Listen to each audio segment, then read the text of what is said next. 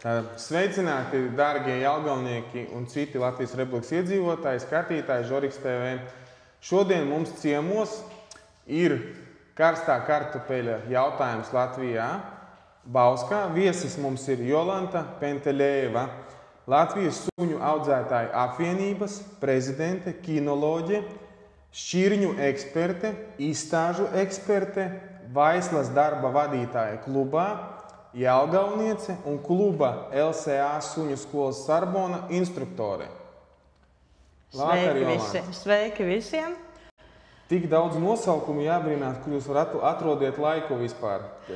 Jā, pa lielam visu mana dzīve ir saistīta ar suņiem un ikdienā caur un caur. Tas ir tikai ar suņiniekiem un suņiem. Esmu atteikusies arī no darba kā tāda un šobrīd veltu visu savu laiku sabiedrībai. Mēģinu atdot tās zināšanas, ko esmu sakrājis par visiem gadiem.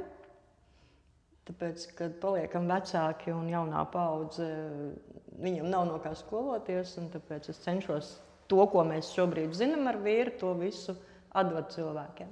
Sakiet, lūdzu, kā sākās jūsu ceļš suņu audzēšanā un apmācībā? Visnotaļ banāli. Es apprecējos. Pagaidiet, lūdzu, ja kas, dārgie skatītāji, struktūra tāda, mēs iziesim cauri interesējošu informācijai, kas ir par Jolantu, dzīves gājumu, pa suņu skolu mazliet, un pēc tam tiks šķirstīti TikTok komentāri, lasīti arī, ko skatītāji uzdod tiešraidē, kā arī iepriekš izrakstītie jautājumi adekvātākie no Facebook rullīšiem un no TikToka. Atvainojos, kā sākās jūsu ceļš suņu pasaulē? Visnotaļ banāli. Es vienkārši apprecējos ar kinologu. Cik gados? 18. Tātad tajā brīdī, kad mēs iepazināmies, viņam jau bija liels suns, kurš jau bija izgājis apmācību DOSAF struktūrās un bija ļoti nopietni sagatavots. Ar viņu viņš tūlīt pēc armijas iegāja iekšlietu ministrijas aprindās un strādāja milicijas struktūrās. Un ar šo suni tur gāja apmācības, patruļas apmācības un konvoja suņu apmācības. Un tur arī līdz beidza savu darbību visu laiku viņš bija kinoloģiskā struktūrā. Nu, un pēc tam jau mēs iegājām jau sabiedriskajās organizācijās, klubos, viņš ar savu pieredzi. Es mācījos no viņa katru brīdi. Pēc tam jau mūsu lielais mīlulis Doks, gandrīz 90 kg milzenis, kurš bija kolosāls izskolots, palika jau stipri vecāks un jau dienestam jau vairs nebija tik ļoti derīgs. Un mēs jau pārgājām uz citu šķirnes, tad mēs paņēmām pirmos suņus rotveilerītus. Tad sākās mans audzētāja darbs, viss ar kucēniem, ar izstādēm, ar kopšanu. Pirmā skola, pirmās neveiksmes, pirmā pieredze. Un jā, tā mēs iekļuvām klubu struktūrās un visus šos gadus. Nu, jau esam kopā 38 gadus un man nav nevienas dienas, kad es būtu dzīvojis bez suņa. Principā, mīlestības rezultātā var teikt, ka vīrs jūs ievilka kinoloģijas un suņu pasaulē. Jā. Protams, es tāpat no bērnības... Bet jums arī, protams, gan jau kā arī patika bija par no to. Bērnības tāpat kā visi bērni fanoja par suņiem un zirgiem, un varbūt, ka tieši viņa attieksme pret dzīvniekiem ļoti nospēlēja. Mums ļoti satuvināja šī te vienādā uztvere. Skaidrs. Sakiet, lūdzu, kā jums pašai šobrīd mājās ir ar suņiem ar vīru? Jums ir suņi? Ja ir, tad ir cik un kādas šķirnes? Mēs paliekam vecāki. Bija periods, kad mums bija līdz 8 lielie suņi. Mēs izbaudījām to, ko nozīmē dzīvot barā. Mums bija 5 rotveileri un 3 vilki, vācveidu suņi.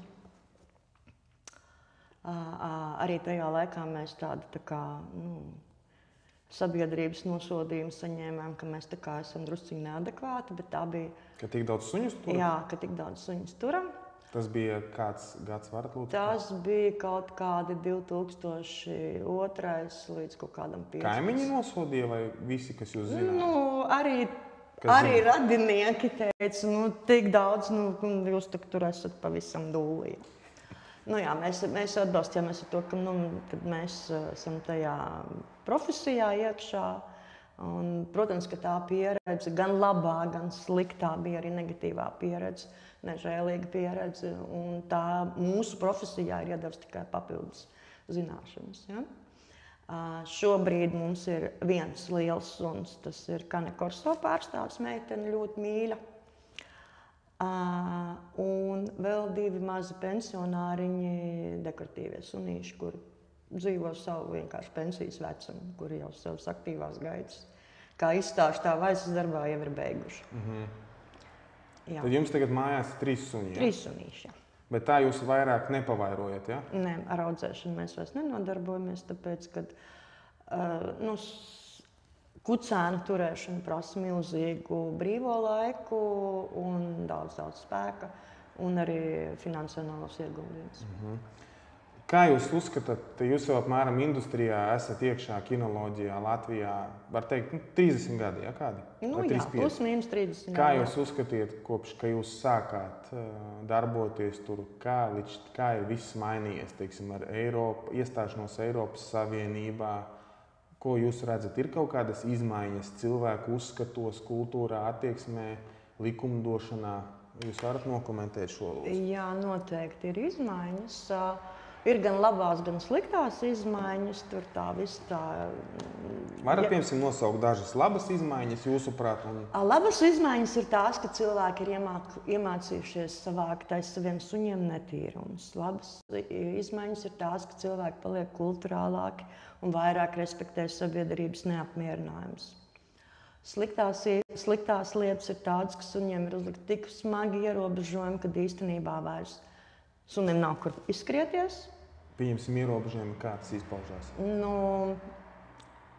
Ja mēs agrāk varējām aiziet uz kaut kādām brīvām pļavām, kur iespējami maz varētu būt cilvēki un citu dzīvnieku un tomēr to suni izskraidināt, tad šobrīd ir Galžā maz vietas, kur tādas varētu realizēt. Problēma bija tāda, ka, ja cilvēkam ir mīlus, jūs uzskatāt, ka nav vietas, vai ļoti maz vietas, kuru jūsu mīlus varētu netraucēt. Cilvēki sēdina suņus mašīnā, brauc kaut kur kilometrus prom no pilsētām uz kaut kādiem meža nostūriem, kas arī nevienmēr ir pareizi, jo ir šī varbūt vienmēr pēkšņais kontakts ar kaut kādu meža dzīvnieku. Ja? Tā tad ir risks no abām pusēm, bet īstenībā nav. Un ļoti maz ir aprīkotu suņu laukumu. Īstenībā Jelgavā laikam normāls ir tikai viens. Kurā vietā? Tas ir Rūpniecības ielas un Miezītes ceļa krustojums tur pie Viesnīcas Brīze. Asteru ielā un tepat Satiksmes ielā tie ir neatbilstoši, ja? Asteru ielā tad jautājums, kur? Man liekas, mēs runājam par vienu un to pašu Asteru ielas galus, jā? Tur, kur ir netālu no autofans. Jā, tas ir ok. Un te Satiksmes ielā pie cirkulkie benzīna tankā arī ir laukumiņš. Jā, es redzēju, tur laikam... Tur dzērāji tagad viņu apsēduši. Tur laikam žoks ir uzlikts un pat, man liekas, kaut kas ir uzlikts, kā viņu es šajā rajonā īsti tā neapgrozos, jo nestaigāju tur. Nezinu, kā viņš tiek apmeklēts un cik tur bieži ir, bet pastaigu laukumos noteikti arī ir viens klupšanas akmens, tāpēc, ka tajā pastaigu laukumā jebkurā brīdī var ieiet nedraudzīgi viens otram suņi, un tad saimniekiem tad ir jārisina, kurš tad paliek, kurš tad brīvi laiž, jo konflikts var būt arī pastaigas laukumā. Bet pastaigu laukums tad ir risinājums, teiksim, kur dzīvnieks var brīvi izskrieties? Ja viņš tur ir viens vai kopā ar kādu jau labi pazīstamu suni, tad jā, bet ja tur ienāk vēl kāds, kas nav pazīstams, tad vienmēr ir konflikta risks. Jā. Skaidrs, paldies. Kādas ir biežākās kļūdas, ko pieļauj jaunie suņu īpašnieki? Ja mēs runājam par suņa uzvedības korekcijām, tad visbiežāk ir tas, kad pie speciālistiem griežās gaužām vēlu. Es arī saprotu, ka ir tāds reglamentējums. Šobrīd mūsu likumdošana paredz, ka publiskās vietās suņi drīkst atrasties tikai pēc trakumsārgas potes saņemšanas. Tas ir 12 nedēļās, tad tie ir 3 mēneši apmēram plus mīnus, un viņiem vēl ir jāizsēž 3 nedēļu karantīna. Tātad kucēns pēc likumdošanas varētu doties uz skolu apmēram 4 mēnešu vecumā. Ko jūs, piemēram, sakat par tādu lietu? Jauniešu pāris uzsāk kopdzīvi, sievietei vai vīrietim vēlmē nopirkt dekoratīvo sunīti. Viņam vienkārši apskatās internetā sludinājumu, brauc un pērk. Un, principā neko arī nedarīs. Kādas tur var cilvēks pieļaut kļūdas? Piemēram, varbūt uz alerģiju pārbaudīties, vai viņam alerģija. Ko jūs vēl ieteiktu darīt tādiem? Jo mums tāda, diemžēl, mode iepatikās, draudzenei ir braukšu pirkšu. Vispār Vaislas nolikums prasa, ka daudzām šķirnēm ir obligātās veselības pārbaudes, lai vispār tiktu pielaist pie Vaislas. Tātad vienmēr vajag uzzināt, ja šiem dzīvniekiem vai ir dokumenti vai nav. Dokumenti nozīmē ciltsraksts, potēšanas pasa nav dokuments. Ciltsraksts un potēšanas pasa, tas nav dokuments. Potēšanas pasa nav dokuments, kas liecina, ka sunim ir izietas veselības pārbaudes. Potēšanas pasa ir tikai tas, ka šis konkrētais suns ir saņēmis tādas un citas vakcīnas. Tā skaitā trakumsārgu un citas infekcijas apkarojušās vakcīnas. Ja mēs ņemam suni bez ciltsrakstiem, un parasti tas vienmēr ir lētāk, un tāpēc daudz arī izvēlās paņemt suni bez ciltsrakstiem, bet tad ir jāsaprot, ka neviens nav veicis nekādas obligātās veselības pārbaudes. Ka pastāv risks, ka jūs varat iepirkt suni jau ar iedzimtām kaitēm. Paralēli gribu teikt, ka ne visas kaitas var diagnosticēt, un kad var arī ar visām veselības pārbaudēm arī var iegrābties kucēnā, kuram būs kaut kādas iedzimtas kaitas, to varēs redzēt tikai pēc tam. Jo ir slimības, kas parādās tikai dzimuma nobriedumā, piemēram, epilepsija. Tas nozīmē, ka mazam kucēnam to nevar diagnosticēt, un saimnieki noklusē, ka viņu cilts līnijā ir bijuši gadījumi, viņi varbūt pat paši par to nemaz nezina. Viņu konkrētam sunim nav, un varbūt kādam citam cilts brālim ir. Tad, respektīvi, nopērkot pat suni bez dokumentiem, atbildību nevarēs prasīt no tiem cilvēkiem. Ja nopērk ar dokumentiem un konstatē, ka sunim ir problēmas? Ja nopērk ar dokumentiem, tad visi klubi parasti izrakstā audzētājiem pirkšanas pārdošanas līgumu, kurā ir atrakstīts, cik ilgā laikā. Man liekas, ka lielākai tiesai ir līdz pusgadam, ja parādās veselības problēmas, tad vai nu suni atgriež vai kaut kā citādi kompensē par to. Tad tā, lai saprastu, cilvēki skatās. Es, piemēram, iegādājos no jums šķirnes suni, man ir pirkšanas pārdošanas līgums, jūs garantējat, ka sunim nebūs nekādas problēmas līdz 6 mēneši. Tā es saprotu pareizi, ja? Ko nozīmē problēmas? Ka viņš ir, jābūt viņam veselīgam. Jā, ka viņam nebūs jau hroniskas iedzimtas daudzu paudžu garumā iegūtās kaitas. Jā, no tāda viedokļa jā. Un tad, ja gadījumā, teiksim, rodas kaut kas, tad cilvēkam jau ir tiesisks pamats prasīt, teiksim, kucēna apmaiņu vai naudas apgriešanu. Jā. Ja jūs nopirksiet bez tāda līguma, jūs vienkārši var nobloķēt, pasūtīt, un jūs pazaudēsiet savu naudu, un arī tiesas ceļā nekā nevarēsiet izdarīt. Nē. Ir kādreiz kāds vērsies caur tiesu, teiksim? Līdz tiesai droši vien, ka kāds kaut kur ir vērsies, mums ar to nav saskars. Mēs parasti mēģinām atrisināt, vai tiešām atgriežam. Manā praksē, principā, nav bijis tā, ka kaut kas briesmīgs tur bijis parādījies pēc tam, bet es zinu klubus, kad vai nu atgriež naudu, un kucēnu paņem atpakaļ, vai kaut kā kompensē ārstēšanu, vai katrā gadījumā cilvēcīgi pie tā faktora pieeja. Respektīvi, tie, kas ir klubu biedri, oficiāli audzētāji. Jo neviens sevi cienošs audzētājs negrib savu neslavu par to, ka viņam kaut kur pasprucis ir kaut kāds slims dzīvnieks ar kaut kādām iedzimtām kaitēm. Principā, tad, respektīvi, jautājums vienmēr tiks atrisināts, vai atgriezīs naudu, vai... Jā, bet ir arī lietas, ko iegūst nepareizi audzinot kucēnu, kur var arī saslimdināt jau tieši tāpēc, ka nepareizi aprūpē. Viena no lietām ir gūžu displāzijas faktors, ko iegūst, kad sunīts tiek jau no pirmajām dienām stingri pārbarots un nepareizi tiek pielietota fiziskā slodze.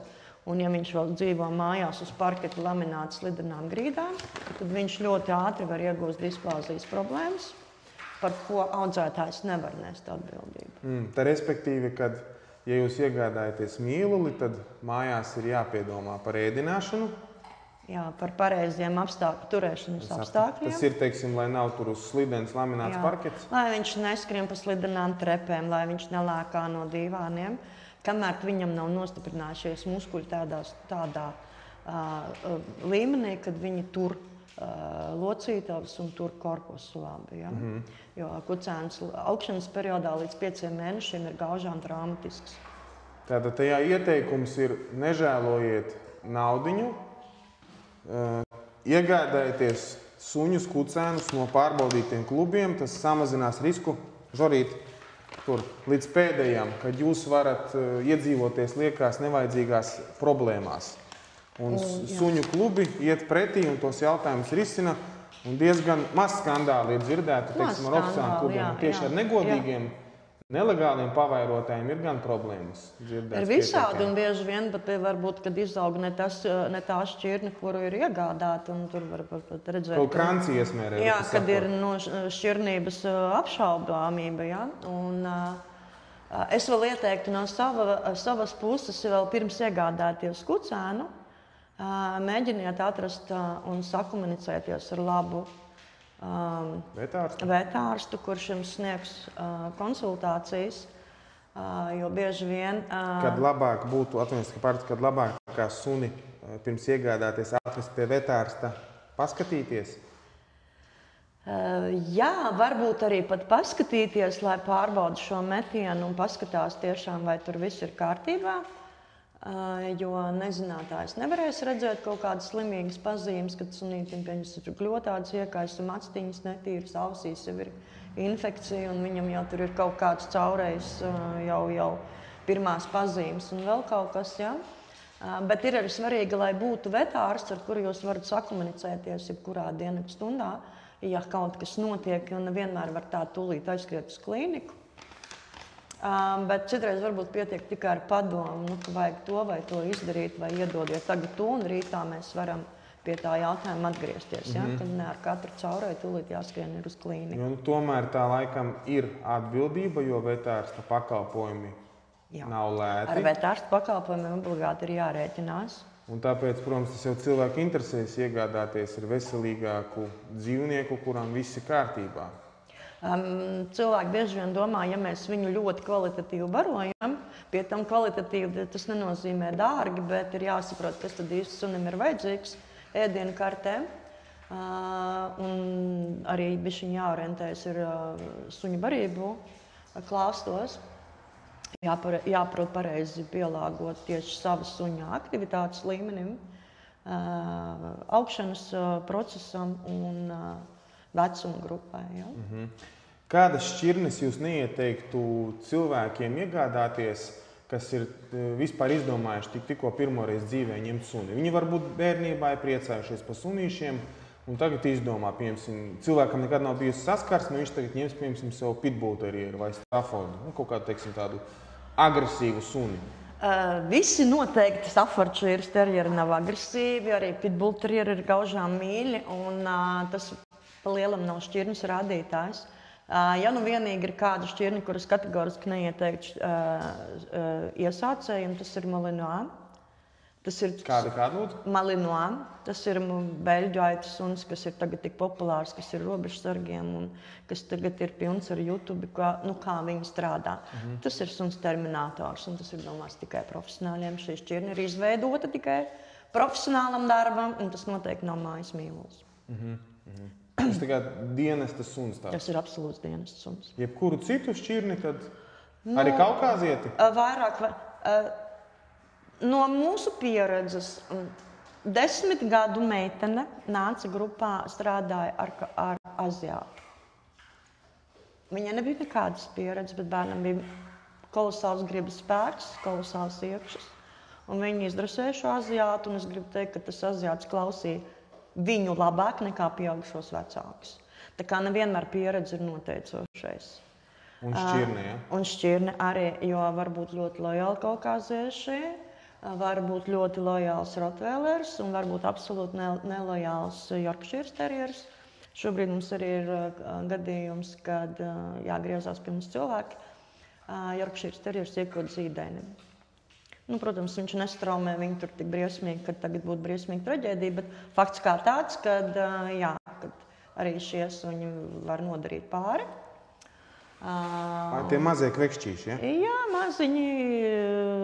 Kurus kāja var aizmest? Kuri varbūt pieaugušam neko neizdarīs, bet bērnam var nodarīt traumējumu. Sakiet, es vēl gribēju atgriezties pie tā, neieteiktus suņus var piemēram kļūdas. Vai ir prātīgi ņemt suni, pat jebkādu, piemēram 2016. gadā Babītē bija gadījums, kur 4 suņi saplosīja jaundzimušu bērniņu. Vai bērniņš. Es neatceros tieši, bet tāds gadījums bija. Kas tas bija par šķirnēm vēlreiz? Es neatceros šķirni, bet tur rakstā bija un tika saplosīts bērniņš. Jā, tas ir smags gadījums. Vai, teiksim, ir kaut kā labāk ņemt suņus, kad bērni ir, teiksim, lieli? Vai, teiksim, uz kādu vispār, kamēr zīdainis ir nekāds suns, jau, piemēram, cilvēki dzīvo dzīvoklī? Tad tas jautājums ir stipri dziļāks. Es veidoju tādu lekciju ciklu, un vienu ciklu jau esmu lasījusi, un noteikti tagad rudenī sākšu vēl. Mēs nevaram pateikt, ka ir kāda absolūti lojāla šķirne bērniem. Pat ja mēs runājam par labradoriem vai zelta retrīveriem, arī tur gadās pa eksemplāram, tas nav tik vienkārši. Izskatot situācijas, vienmēr nonākam pie secinājuma, ko cilvēki mēģina ignorēt. Suns ir bara dzīvnieks, un barā ir jābūt vadonim. Un bara vadoņa loma vienmēr pieder cilvēkam. Un bara vadonis ir tas, kas nosaka suņa kompetences robežas, iekšējo kārtību un aizsargā pārējos ģimenes locekļus no dzīvnieka. Par to, ka suns ir dzīvnieks, mēs nedrīkstam aizmirst nevienu mirkli, pat vismazākais.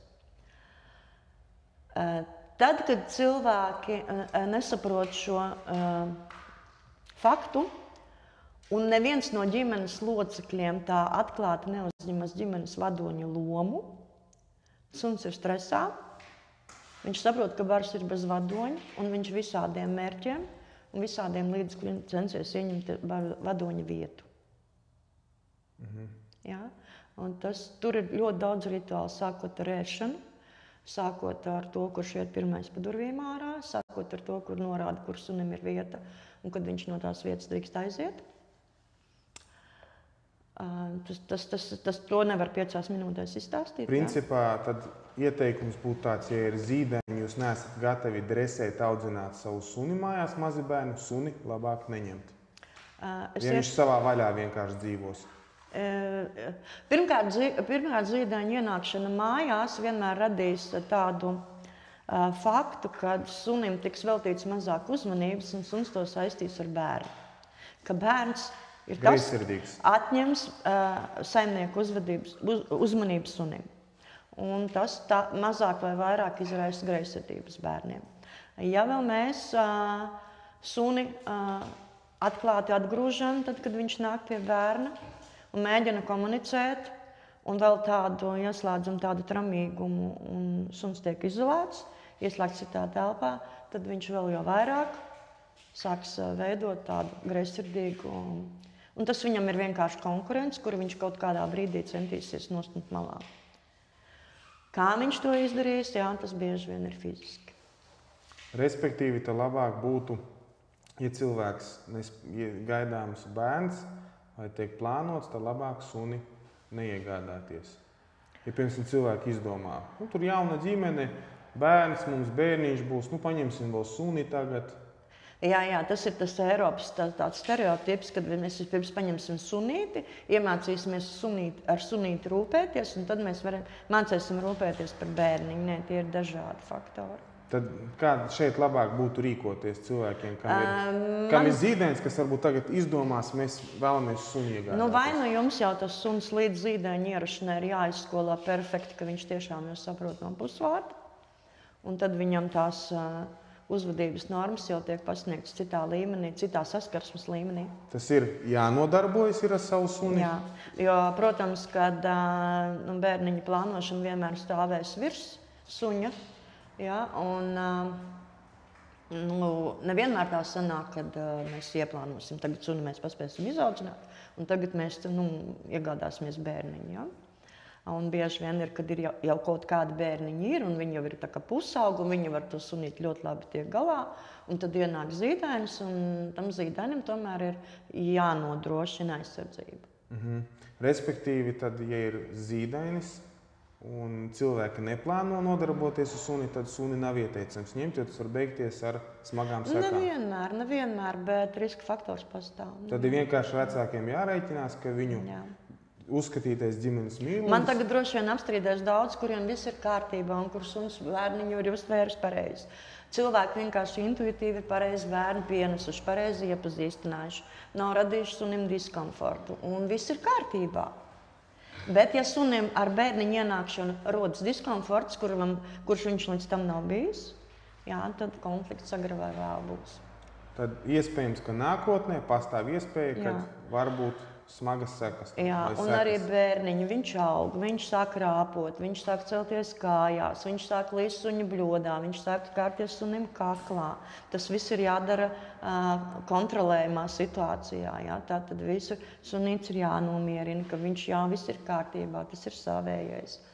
Jā. Bērnam ir jānozīmē robežas, kad arī nevar absolūti visu ar suni darīt. Ja? Kad viņam arī ir jau kaut kāda cieņa pret suni, kad tas arī ir līdzvērtīgs ģimenes loceklis, ka viņam arī ir tiesības atpūsties un kad nevar viņam kāpt uz galvas, nevajag raustīt aiz astes, nevajag ņemt barību no mutes ārā, ja? Un daudz citas lietas ļoti svarīgas. Kā rīkoties tāda situācija ir notikusi, ko diemžēl arī notiekās, varbūt par to daudz nerunā, kad sakoš suns bērnu mājās, jo saimnieki, teiksim, nav viņu nodarbojušies vai darījuši tās lietas, ko es minējuši, un pēc tam vēlas iemedzināt vai vienkārši izmet ārā vai mēģina kādam atdot. Tas suns jau ir ilgu laiku viņiem dzīvojis, jau pieredzes pieaudzis. Jā. Kā šeit no šīs situācijas vislabākais būtu iziet cieņpilni pret dzīvnieku? Cieņpilni būtu noteikti sameklēt sunim atbilstošu saimniekus, jo ir šādi gadījumi bijuši, kad uz veterināro klīniku atved suni tāpēc, ka viņš ir sakots bērnu. Un kāds vetārsts viņu paņem, mums ir konkrēts piemērs, mums paziņa tieši tā arī paņēma. Tas bija kolijs, kurš vispār neskaitās bīstams šķirni. Ja?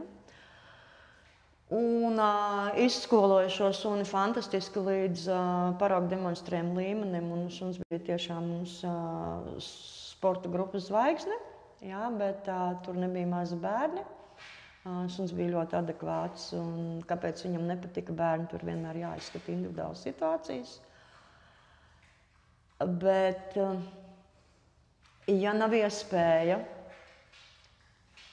mainīt pilnīgi visu ģimenes iekšējo kārtību, un bieži vien tās ir suņu un cilvēku attiecības principiāli, strukturāli mainīt, cilvēki nav tam gatavi, tad labāk ir atteikties no suņa.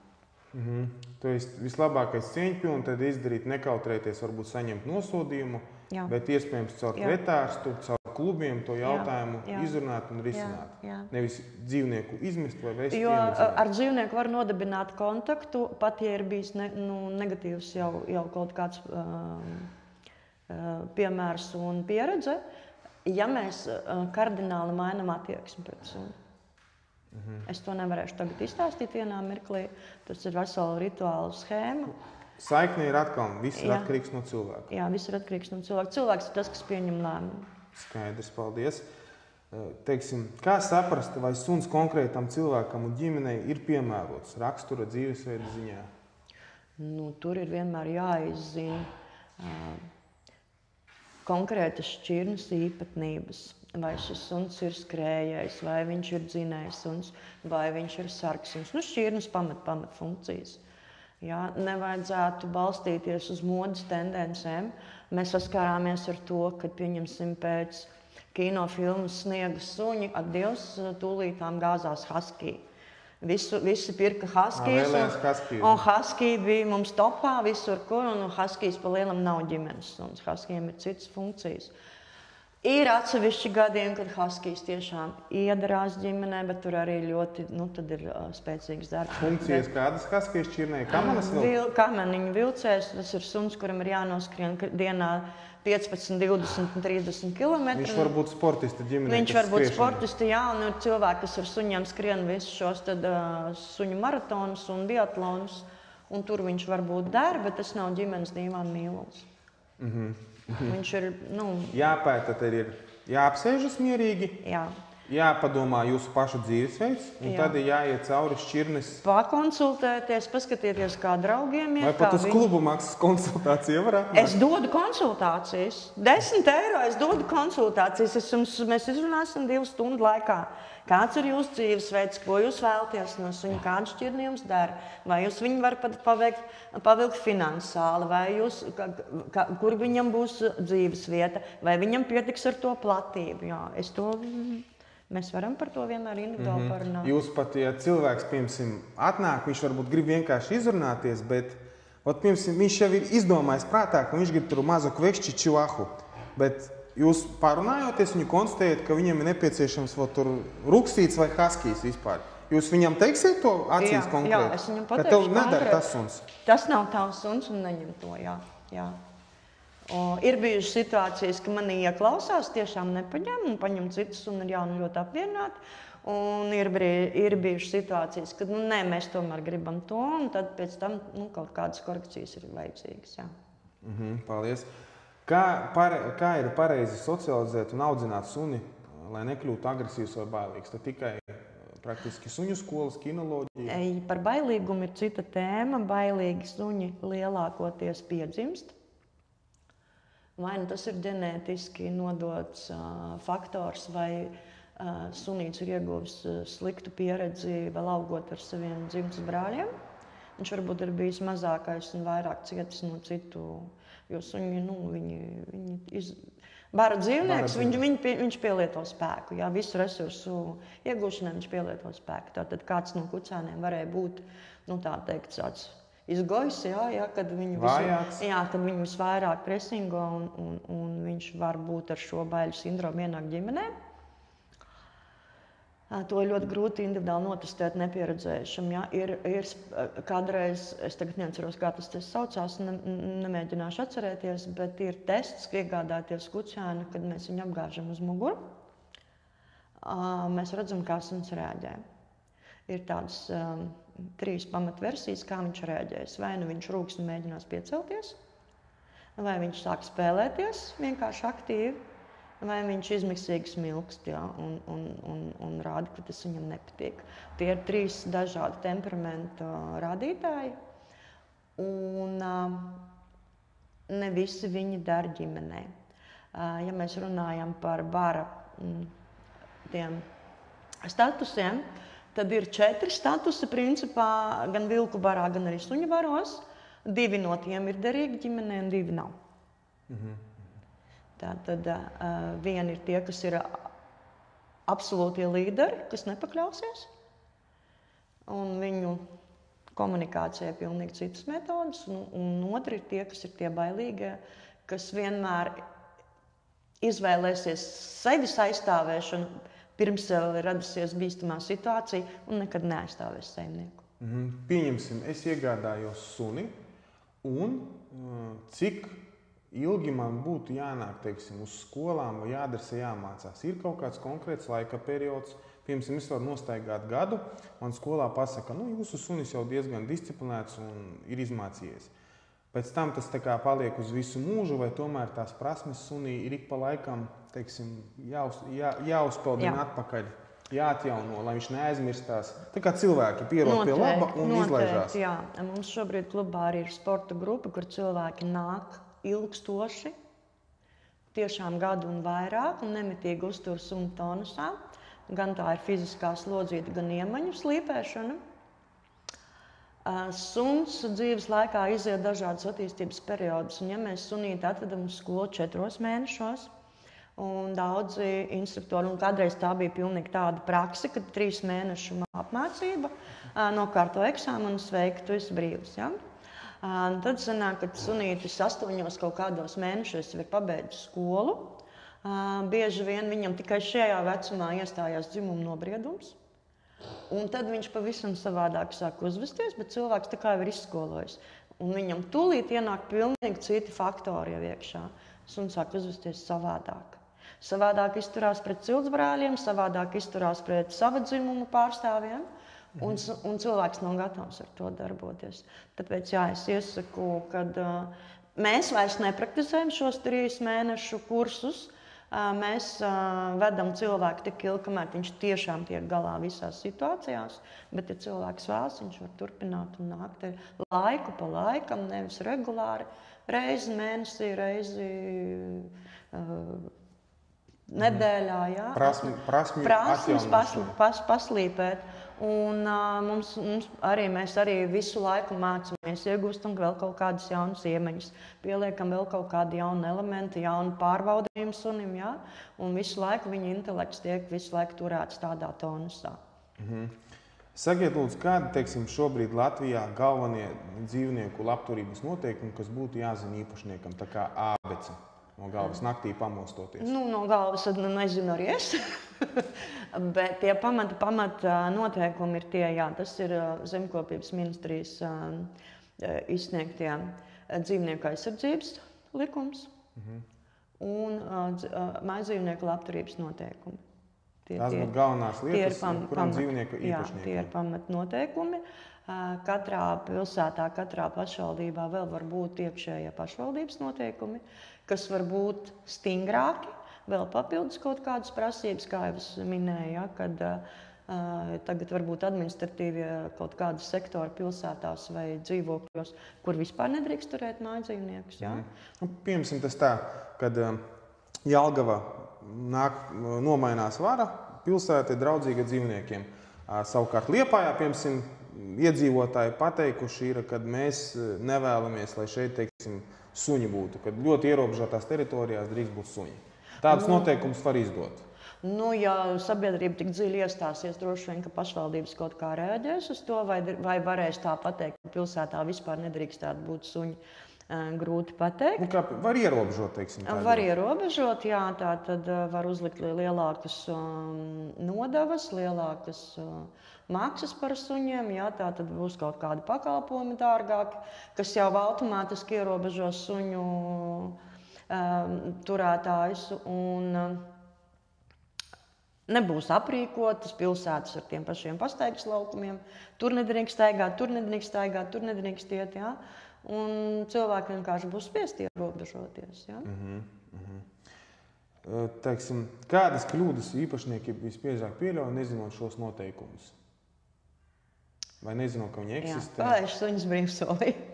Bez pavadas. Jo mans suns ir draudzīgs, ja? Mēs bieži tas tā kā gluži par brīvsoli mēs to tā ka nevaram nosaukt, bet tagad ir populārās šīs pavadas ruletes, kurās mēs kā speciālisti saprotam, ka suns ir nekontrolēts principā, ja? Un ja vēl saimnieks ir mazliet atslābinājies un netur to pirkstu uz pogas un nevar laikā nofiksēt. Man pašai bija situācija, kad es braucu ar mašīnu, un man tieši uz brauktuvas izskrien suns, jā, pēc tam viņu tur piefiksē un tā kā pavelk atpakaļ, bet viņš izskrien man mašīnas priekšā. Ja? Tātad nekontrolēta pārvadāšana pilsētā, nekontrolētas pastaigas, jo tie saimnieki, kuri uzskata savu suni par draudzīgu, viņiem vajadzētu saprast, ka arī draudzīgu suni var izprovocēt, tieši izprovocēt, ja?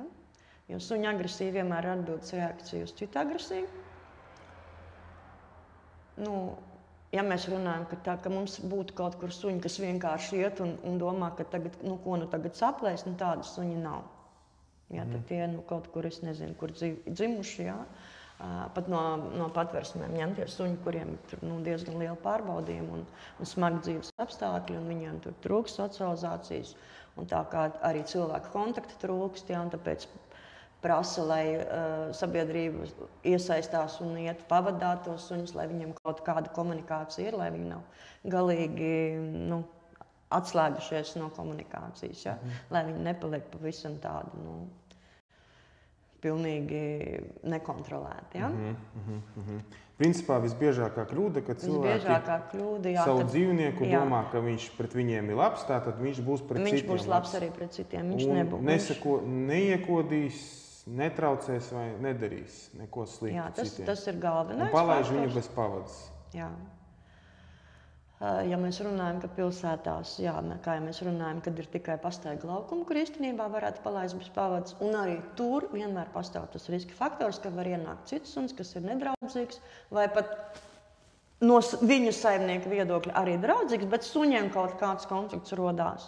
Nejauši pamesta bumbiņa, iedots kārums, vai es paglaudīju svešo suni, un mans suns var ieslēgt tādu tā kā greizsirdības faktoru. Vai tie ir pietiekami kontrolēts, teiksim, to noteikumu ievērošana, teiksim, suņu, kā jūs uzskatāt, suņu turēšana, čipošana, reģistrācija? Mums ir vairākas institūcijas, kas to kontrolē. Par čipošanu, tātad ir institūcijas, tā ir pašvaldības policija, tas ir pārtikas veterinārais dienests, kas ir tiesīgs apsekot visas suņu turēšanas vietas, kur var cilvēki izteikt sūdzības, kā par tiem pašiem kaukāziešiem. Kur viņiem šķiet, ka suņi dzīvo nepiemērotos apstākļos, tad pārtikas veterināram dienestam jau uzraksta iesniegumu, tad viņi iet šo mājvietu apsekot un pārliecinās, ka suņiem ir atbilstoši vai nav atbilstoši šķirnei apstākļu turēšanai. Sakiet, kādas jūs esat klubā dzirdējuši, saskārušies ar apmeklētājiem vai vienalga?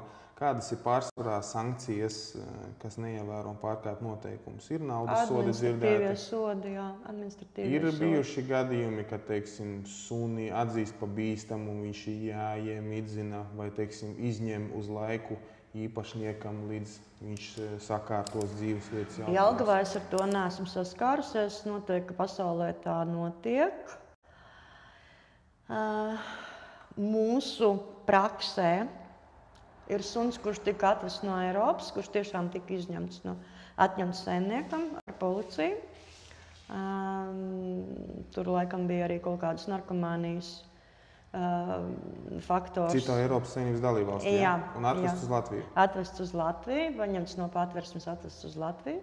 Šobrīd šis suns skolojās pie mums un ir ļoti komunikabls, adekvāts. Tur viņš bija izņemts par agresiju, un viņš laikam tika pat vests uz suņu cīņām. Tas ir pitbullterjers, droši vien, ka viņš ir diezgan cietis un ticis saskādāts, un saimniece bija ļoti tramīga par to, kā viņu spēs rehabilitēt, bet mums veiksmīgi tas ir izdevies. Sakiet, maza atkāpīte. Cilvēkiem jūs ieteiktu, ko labāk darīt?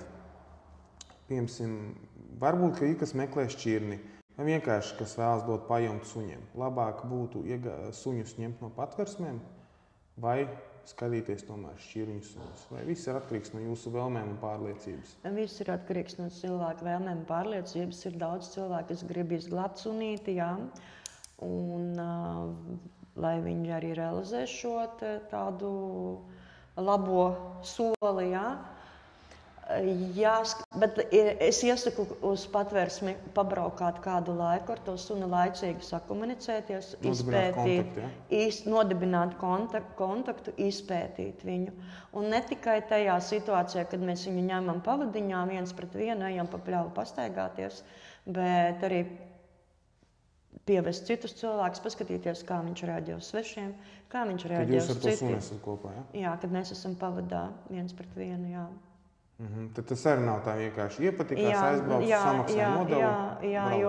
Jo suns labā situācijā, tur, kur nekāda apdraudējuma nav, uzvadīsies varbūt pietiekami korekti, un viņam kaut kāds triggers pēkšņi ieslēdzās, par ko mēs nezinām, kāds viņam varbūt bijis pārbaudījums un kādus baiļu faktors, un viņš var nostrādāt.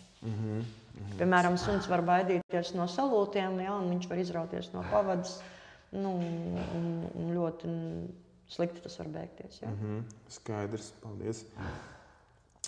Kāda jūsuprāt Latvijā mainās cilvēku attieksme pret dzīvnieku labturību un, teiksim, adopciju suņu? Jā, No patvērsmes jā, man liekas, ka iet uz labo pusi. Te arī ir tāds zvaniņš, kad suņu kļūst ļoti, ļoti, ļoti daudz, varbūt vairāk nekā vajadzētu. Tas, protams, uzliek pienākums visām institūcijām, ieskaitot arī klubiem, lai varētu visi tā veiksmīgi komunicēt un viens otram nedarīt pāri. Cenšas sabiedrība apkarot šo nekontrolēto pārošanos, kur suņi palaisti savā brīvē paši apaugļojas un rada pēcnācējus. Jā, lielākā daļa no viņiem nokļūst patversmē, citus vienkārši izdāļā. Jā. Gribētos mazliet tomēr šo faktoru ierobežot, kā nu to varam. Jā. Bet, principā, lielākā daļa cilvēku ir ļoti labvēlīgi pret suņiem. Kā mums, jūsuprāt, principā, bet jūs jau iezīmēt, jā, ka mums ir tā problēma tomēr gan pamesti, gan slikti aprūpēt suņi, ka vēl tāda pastāv? Nu, slikti aprūpētie suņi. Teiksim, tas stereotips, kad ir cilvēki, kas vienkārši iegādājas suni, piesien pie ķēdes, dod viņiem ēst, un tagad mani mājas. Ķēdes mums jau ir atceltas ar likumdošanu no pagājušā gada. Jā, tātad tas faktors jau tā kā tiek regulēts. Bet, ja mēs izvēlamies mazu izmēru voljeru un ķēdi, tad jautājums, kurš tad ir sliktāk. Jo citreiz slīdošā blokposta ķēde ir paredz lielāku sunim teritoriju izskrēdīšanai nekā voljers, kurā viņam ir tiešām 2 x 2 metri. Galīgi ķēde ir aizliegta? Jā, ķēde ir aizliegta. Ķēde ir atļauts tikai tiem suņiem, kuri līdz pagājušā gada, neatceros kuram datumam, vasaras vidū tika pieņemts tas likums, man liekas, jūlijā. Līdz šim jau dzīvo pie ķēdes, tad tos tā kā vairs neņem nost. Bet turpmāk nedrīkst iet pie ķēdes. Tā skrienošā? Ja viņš veic darba funkcijas, bet tur arī ir likumā atrunāts, cik ilgi viņš drīkst būt piesiets un cik viņam stundas jāpavada nost no ķēdes un cik viņš ir jāvadā. Respektīvi, turēšana pie ķēdes. Tātad 24 stundas sēnektē viņš nedrīkst sēdēt pie ķēdes. Dzīvnieku īpašniekam tad ir jāiet, tas pats attiecās arī uz jau voljeru. Suns nedrīkst 24 stundas sēdēt voljerā. Viņš ir jāviņ pie pavadas un jāsteigā.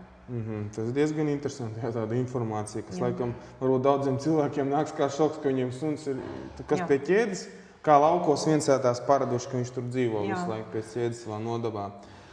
Kādu šeit lomu, teiksim, spēlē kinologi audzētāji? Viņiem ir jāuzņemas atbildība, teiksim, ko dara pēc tam tur skolu absolventi, klienti, vai tomēr mēs nevaram visus to mēs noteikti nevaram izsakot fiziski, bet tādi ļoti labi audzētāji laiku pa laikam tomēr sazinās ar saviem pēcnācēju saimniekiem, un viņiem mēdz būt ļoti laba komunikācija. Viņi pat veidot dažādus salidojumus un tiekās un sūta viens otram video materiālus un rāda, kā viņi tur dzīvojās. Bet tā, ka mums varētu uzlikt par pienākumu visus tagad izsakot, droši vien, ka tas tā nebūs. Žorīt, kas ir? Laikam ārā žorīts grib iziet. Varētu tā būt. Teiksim, kāda ir izstāžu un sacensību nozīme? Tas tiešām, teiksim, palīdz uzlabot šķirņu kvalitāti un īpašnieku izpratni par suņu vajadzībām? Sacensības un izstādes priekš tam arī tika radītas, lai no visu suņu kopuma izšķirtu labākos, gan eksterjera, gan darba spēju ziņā labākos pārstāvis, kurus turpmāk izmantot vaislē. Šodien, diemžēl, ir tā, ka uz izstādēm iet tikai čaklie saimnieki un ļoti daudzi ar ļoti labiem eksterjeru pārstāvjiem un ar ļoti labiem darba suņiem uz izstādēm neiet. Tā, protams, ir viņu izvēle, bet rezultāts ir tāds, ka vaislā tiek piesaistīti tie suņi, kuriem visas tās dokumentālās un pārbaužu lietas ir sakārtotas. Kā jūs domājat, čakliem? Čakli ir tie, kam nav slinkums skraidīt uz izstādēm un dažādām sacensībām, un kas to regulāri piekop. Jā. Mums sacensības bieži notiekās, piemēram, Latvijā, Jelgavā varbūt? Mēs savā iekšējā kolektīvā šeit taisam pasākumus, kur arī mēs varbūt gluži netestējam suņu apmācību līmeni, bet radām saimniekiem kārtējo reizi liekus pārbaudījumus, lai viņiem būtu vēlme vēl papildus mācīties un vēl papildus kaut ko apgūt. Jo tam jau nav robežu. Jā, tur ir visas šīs BH un IPO programmas, kuras paredz strikti, suns prot to, un ar to viņš saņem testējumu, ka viņš visur ir kārtībā, bet izprovocēt šādu sunu arī var. Jā, tas nenozīmē, ka viņš absolūti vienmēr, absolūti visur uzvedīsies tikai tā, nekad savādāk. Sakiet, lūdzu, kādi ir populārākie mīti par izstādēm, ko jūs vēlētos kliedēt? Un vai tādi vispār ir par suņu izstādēm? Vieni uzskata, ka tas ir briesmīgais peļņas avots un ka tas ir briesmīgais bizness. Tas tā noteikti nav, jo tās ir diezgan lielas izmaksas organizatoriem. Gan telpu īrē, gan ekspertu piesaistīšanā. Es pati pat braucu uz Poliju, tiesāt izstādi un tika apmaksāts ceļš, dzīvošana, ēdināšana, viss. Ja? Tātad tas viss maksā naudu, lai konkrēts dzīvnieks saņemtu ekspertu vērtējumu, ka viņš ir šķirnīgs, ka viņš ir derīgs vaislai un ka viņš atbilst visiem šķirnes standartiem. Tātad tās ir tiešām ļoti lielas izmaksas. Un būtu aplami domāt, ka tas ir tikai bizness. Tas iznāk tā nav, kad suņu īpašnieks tagad tur smuka, aristokrātiskas izcelsmes suņu īpašnieks brauc pa sacensībām un pelna tikai naudu. Nē, tā nē. Saimnieki ir tieši tie, kas maksā naudu visos pasākumos, jo lielākā daļa pasākumu tomēr ir maksas pasākumi. Tā pelna, kas tad tur jautājums? Doma ir, ka pelna tie, kas tos izstādes organizē, un ka viņi tagad ar to ir šausmīgi bagāti palikuši. Tas tā nav. Skaidrs. Kādi būtu jūsu 3 zelta padomi topošiem suņu īpašniekiem? Pareizi izvēlēties šķirni. Apsēsties, izlasīt. Jā. Izpētīt savu dzīvesveidu. Visu iespējamo literatūru un video materiālus un ilgi pirms suņa izvēles saprast, ko mēs īsti gribam. Nesakot modes tendencēm. Nesakot modes tendencēm. Tad, kad jūs sunīti jau esat iegādājies, atrodiet sev lojālu vetārstu, ar kuru jūs varat izrunāt visas lietas. Nepārbarojiet suņus. Mums ļoti liels suņu skaits ir pārbaroti.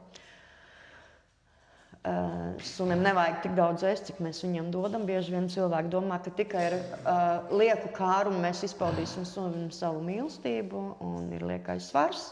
No liekā svara veidojās daudz skaits, ilgstošs, kronisks skaits, kuras pēc tam vecumdienās ļoti smagi atsaucās. Tātad pirmais būs izpētiet, apzinieties pirms savu dzīvesveidu. Iespējas, izpētiet finansiālās iespējas. Izpētiet šķirni, kur jūs vēlaties iegādāties, vai viņa sakrīt ar jūsu dzīvesveidu. Un nesakot līdzi modes tendencēm un jau laikus vienojieties ar vetārstu, kas jūsu mīluli varēs ārstēt kādā situācijā vai gadījumā. Atrodiet to pareizo vetārstu, ar kuru jūs varat izrunāt visus dumjos jautājumus, kurus kauns uzdot citreiz, varbūt klīnikā, cilvēki tiešām kautrējās. Kādi, piemēram, jautājumi var precizēt? Es pastīšos jums. Precizēt, piemēram, par to pašu. Kas nāk jums atmiņā? Par to pašu dzimumtieksmes izpausmi, un par sterilizācijām un kastrācijām un visām citām lietiņām, kas saistās ar dzimumtieksmi.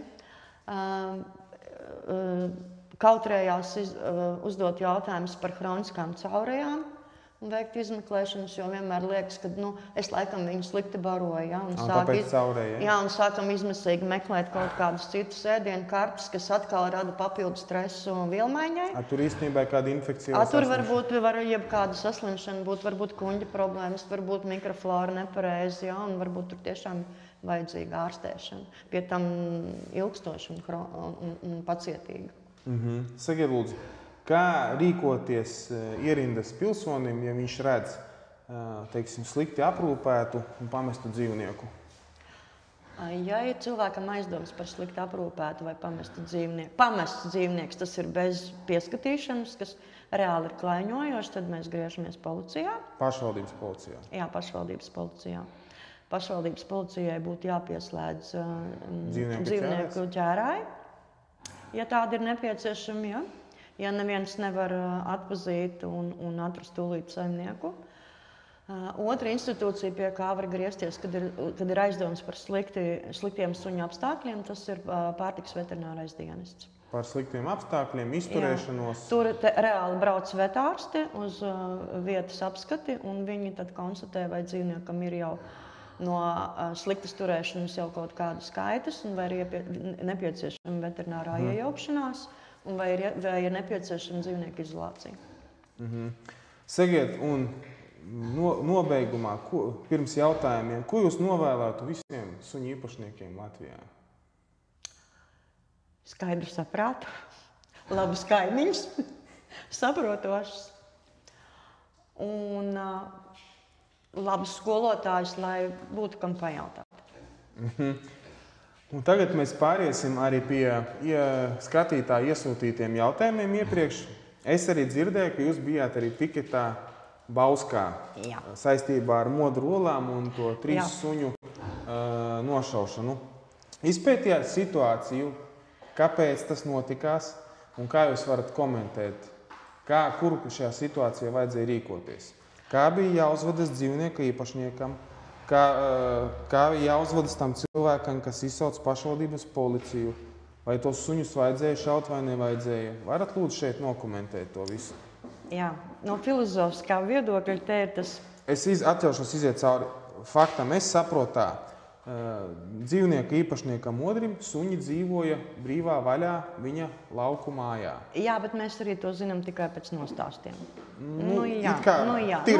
Vadīsimies no situācijas. Jā, tie suņi, vienalga, tur bija kaut kāda stirna nolikta, tas gaļa vai ēdiens ieklīda pie cita cilvēka īpašumā un izsauca ārā pašvaldības policiju.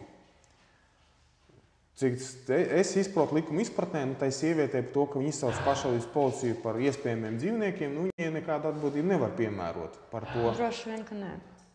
Un tad uzradās mistisks cilvēks, mednieks, kas tos dzīvniekus nogalināja. Vai tā vajadzēja to darīt? Kā es teicu, no filozofiskā viedokļa te ir tas nepareizās pirmās pogas sindroms. Ja mēs pirmo pogu sapogājam nepareizi, tad viss krekls ir šķīps. Ja?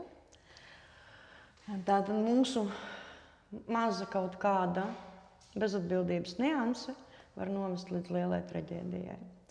Un šeit katrs ir pielicis roku tai lielai traģēdijai. Visu cieņu saimniekam, man viņa tiešām no sirds ir žēl, kā suņinieks es viņu saprotu, bet kā kinologs, jā, suņi nedrīkst būt bez pieskatīšanas, suņi nedrīkst pēc likumdošanas iekļūt citā teritorijā. Es saprotu, ka tur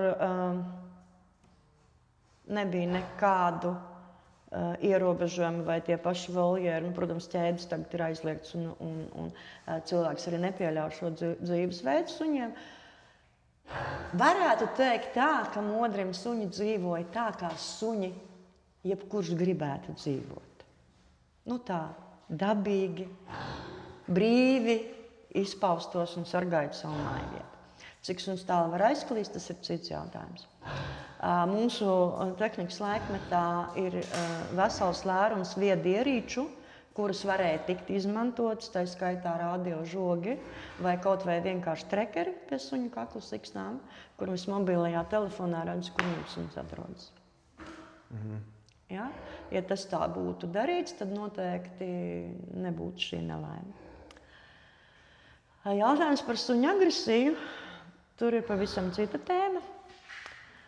Šāds tandēms, kur ir kuce ar 2 pusaugu kucēniem, dažādi vecumi saprotu. Jā, bija 4 un 9 mēneši. Jā, noteikti nav tā trijotne, kas spētu nodzīt stirnu. Ja nu vienīgi tā stirna nebija pavisam slima un kliba un aizšauta vai saindēta jau iemaldījusies viņu redzeslokā, jā, to lai veic ekspertīzi. Bet ja mēs varam ticēt tam fotoattēlam, kas tika publiskots policijas materiālos un kurš tika veikts pēc suņu nošaušanas, jo līdz nošaušanai šie suņi pēc acu liecinieku liecībām to stirnu sargāja, tātad viņa nofotografēta ir pēc. Es neesmu mednieks, es esmu suņinieks, es esmu redzējis plēstas brūces un plēstas dzīvnieku līķus. Es redzēju, kāda izskatās suņi pēc kaltiņiem. Neviena plēsta brūces stirnas nebija. Es stirnā saskatīju ļoti meistarīgu, prasmīgu ģērētāju roku, kur ar skaisti asu nazīti ir izgriezta ādas gabala. Un tīši vai netīši, vai viņa bija ne līdz galam ģērēta, vai tas bija speciāli izgriezts, kur atkailinātas stirnas, zarnas un iekšēji orgāni. Un fotoattēlā šie orgāni nav skarti un nav bojāti. Tātad iespējams, ka bija doma, kā tie sunīši tur to stirnu pastaipīs un tur tās garšīgās vietas, un viņi tur varbūt pagrauzīs, viņi nebija aiztikuši. Tas ir mans viedoklis. Ja ekspertiem ir cits viedoklis, visu cieņu, nezinu. Bet pie situācijas, ka, piemēram, ir likumā norma, ja suņi uzbrūk arī meža dzīvniekam, kas tā kā faktiski pieder valstī, ir tiesības šaut uz dzīvniekiem? Mednieki, visi kā viens saka, ja tas ir mežā, tad laikam ārkārtējas situācijas gadījumos tomēr šis fakts tiek pielietots. Dzīvojamas teritorijās suņu ķērāji.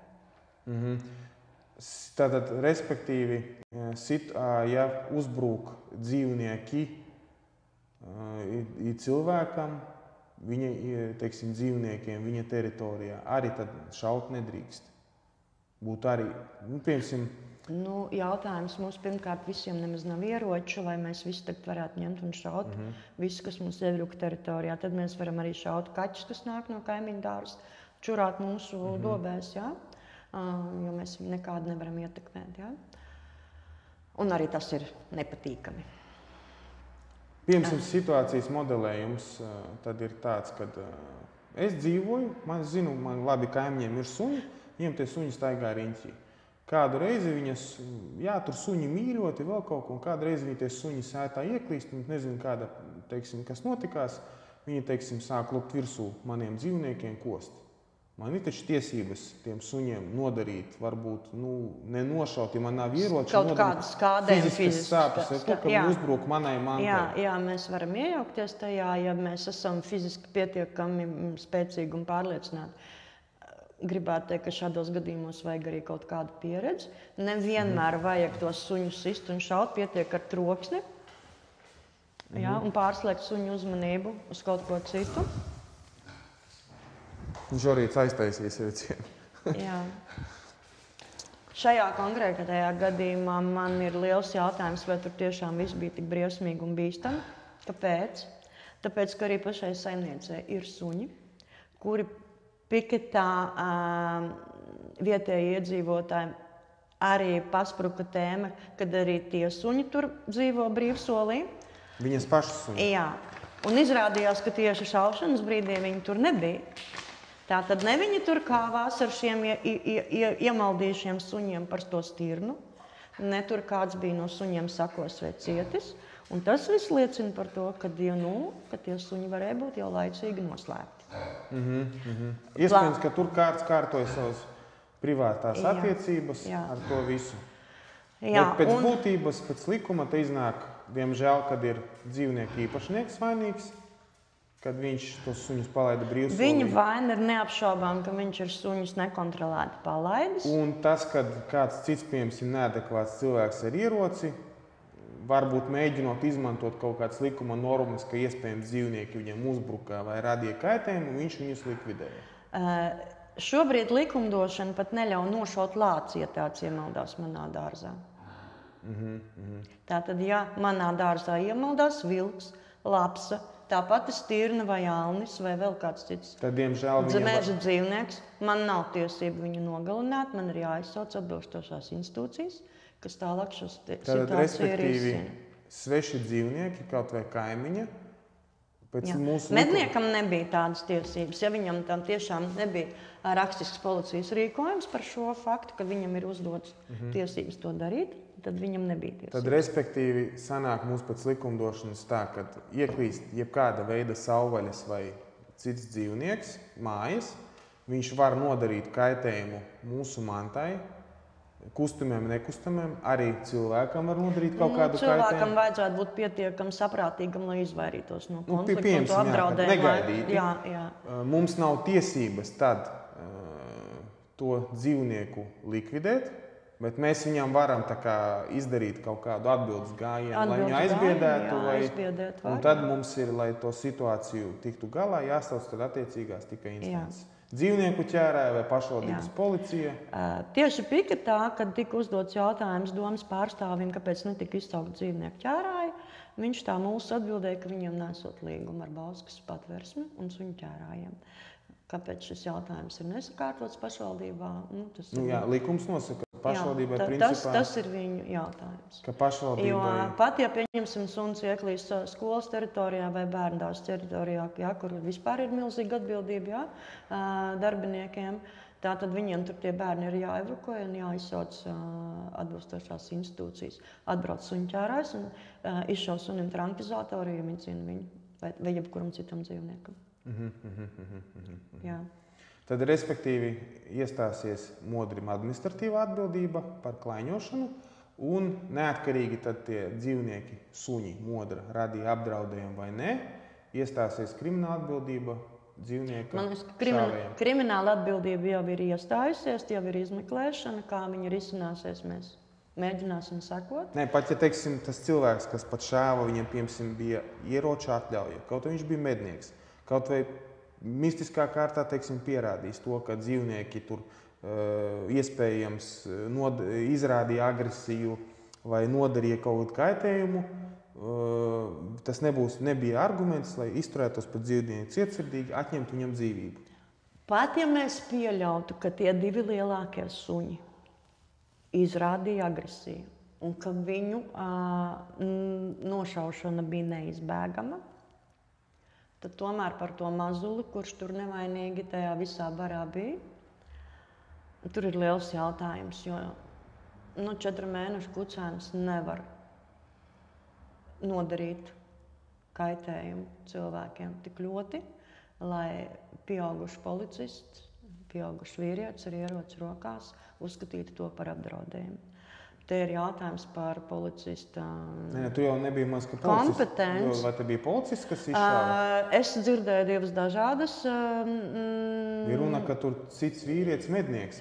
Policisti iespējams pieļāva vienā intervijā bezdarbību. bija atbilde, kad uz viņu atbraukšanu jau dzīvnieki bija nošauti. Un otrā intervijā bija, kad policists ļoti lepni stāstīja, mēs atbraucām, pārliecinājāmies, ka šie dzīvnieki ir agresīvi. Man radās jautājums, kā jūs pārliecinājāties un kad tika pieņemts lēmums uz vietas? Jo man, teiksim, ir saprotams, ka policijas vadība ir atstādināta, kad iespējams, kad viņi atbrauca un ka varbūt viņu tieši klātbūtnē sarunās, ko, teiksim, protams, viņi varbūt neatzīst. To mēs varam tikai minēt. Protams, ka pretesiskā darbība suņu likvidēšana. Protams, ka suņi pie tās sirds ķermeņa varēja būt visnotaļ noskaņoti draudīgi, jo viņi gaļas resursi viņu sargā. Viņi nevienu tā kā viņam klāt nelaiž, bet vai viņi uzbruka cilvēkiem.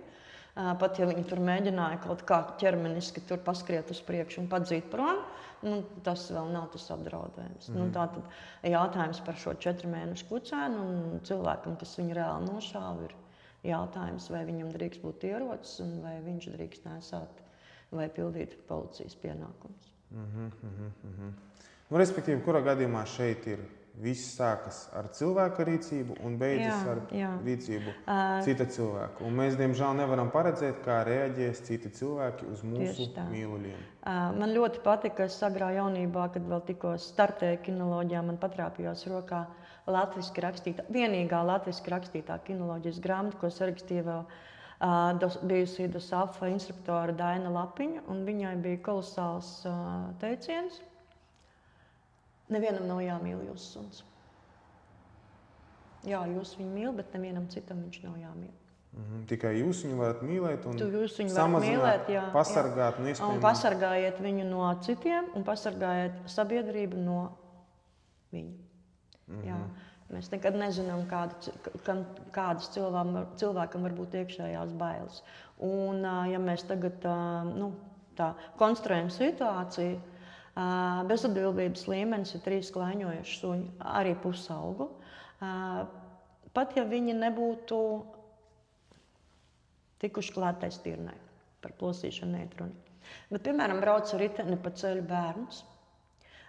Mēs nevaram likt bērnam uzvesties ļoti adekvāti. Viņš izpaužās tā, kā viņš ir gatavs šajā vecumā psiholoģiski izpausties. Viņam varbūt ir bail no suņiem. Un viņš ar savu kaut kādu kliedzienu vai neadekvātu rīcību varētu suņu uzmanību izprovocēt uz sevi. Ja 3 suņi uzkristu virsū bērnam, kurš pārvietojas ar riteni vai skrien vai vēl kaut kādu, un pat ja viņi viņu nesakostu, bet vienalga izvaļātu pa zemi, es domāju, ka bērnam būtu psiholoģu palīdzība vajadzīga ilgstoši. Jā, tātad tomēr domājam, kad mēs palaižam. 80% suņinieki uzskata, ka viņu suņi ir absolūti lojāli. Ja? Nekaitīgi. Man, kaimiņiem, visi mēs draudzējamies. Jā, man dzīvoja 3 otvēli dzīvoklī, un man visi sētas bērni nāca iekšā un ārā padzerties pēc mantiņām, un es biju pārliecināta, ka mani suni nevienu neaiztiks, bet tas nenozīmē, ka es viņus varu palaist brīvsolī. Teiksim, viens situācijas vēl modelējums, tad iesim tālāk pie jautājumiem. Kā jūs minējat, piemēram, brauc jūsu bērns ar riteni, un viņam kaut kādā veidā 3 tie klaņojušiem suņiem vai tie kaimiņa suņi arī pēc čipa uzbrūk. Un turpat netālu viens no vecākiem, un viņš instinktīvi tur grābj kaut kādu priekšmetu, un, teiksim, 2 no tiem suņiem nosit, ka viņam uzbrūk bērnam. Es droši vien, ka vecāki sapratīšu šajā situācijā. Jā, es sapratīšu viņu. Un tad sanāk, ka tur var... Kā, protams, tad iznāk pieaugušie noregulē savas attiecības savā starpā. Dzīvnieka īpašnieks ar to iespējamo, kur suņi uzbruka viņam. Jā. Šajā situācijā, izņemot to nelaimīgo stirnu, par kuru paņirgājās visi, cita uzbrukuma pierādījuma nav. Bet, ja ir sabiedēts bērns, un bērns reāli ir pārdzīvojis trauksmi, un vecāks ir gājis viņu aizstāvēt, jā, tad es viņu... Teiksim, ja tāda rīcība attiecinās, teiksim, uz kaut kādiem mājdzīvniekiem, tur kaķim, citam sunim, mājdzīvniekiem, tur vistas, zosis uzbruk, un arī, piemēram, cilvēku rīcība aizstāvot savu mantu, nodara letālu kaitējumu. Jā, bez ieroča. Kādreiz bērni taču no kā visvairāk laukos baidījās no zosīm, jā?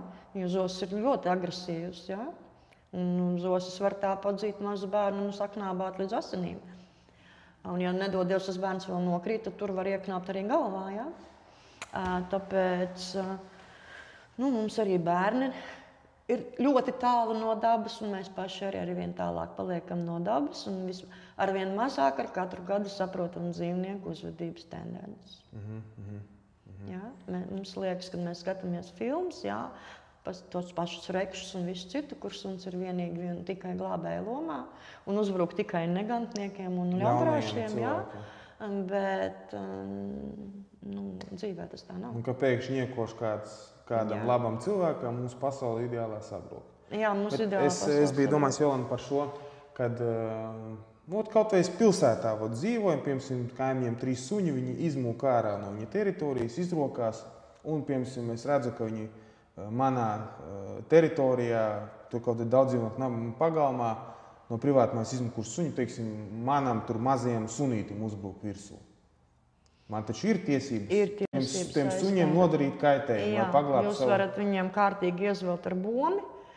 Ja tāds ir par rokai ar lāpstu vai ar vēl kaut ko citu, un šī gadījumā jums nav neviens tiesības. Arī man neiestāsies atbildība, ja sanāks, ka kāds no tiem suņiem nomirs.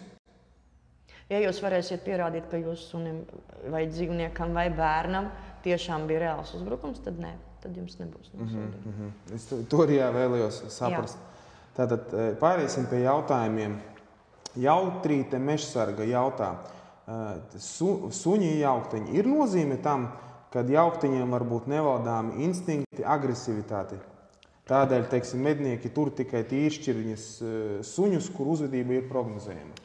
Viss atkarīgs no tā, kādi jaukteņi un kādas pretrunīgas savā būtībā šķirnes var tikt sakrustotas. Piemēram,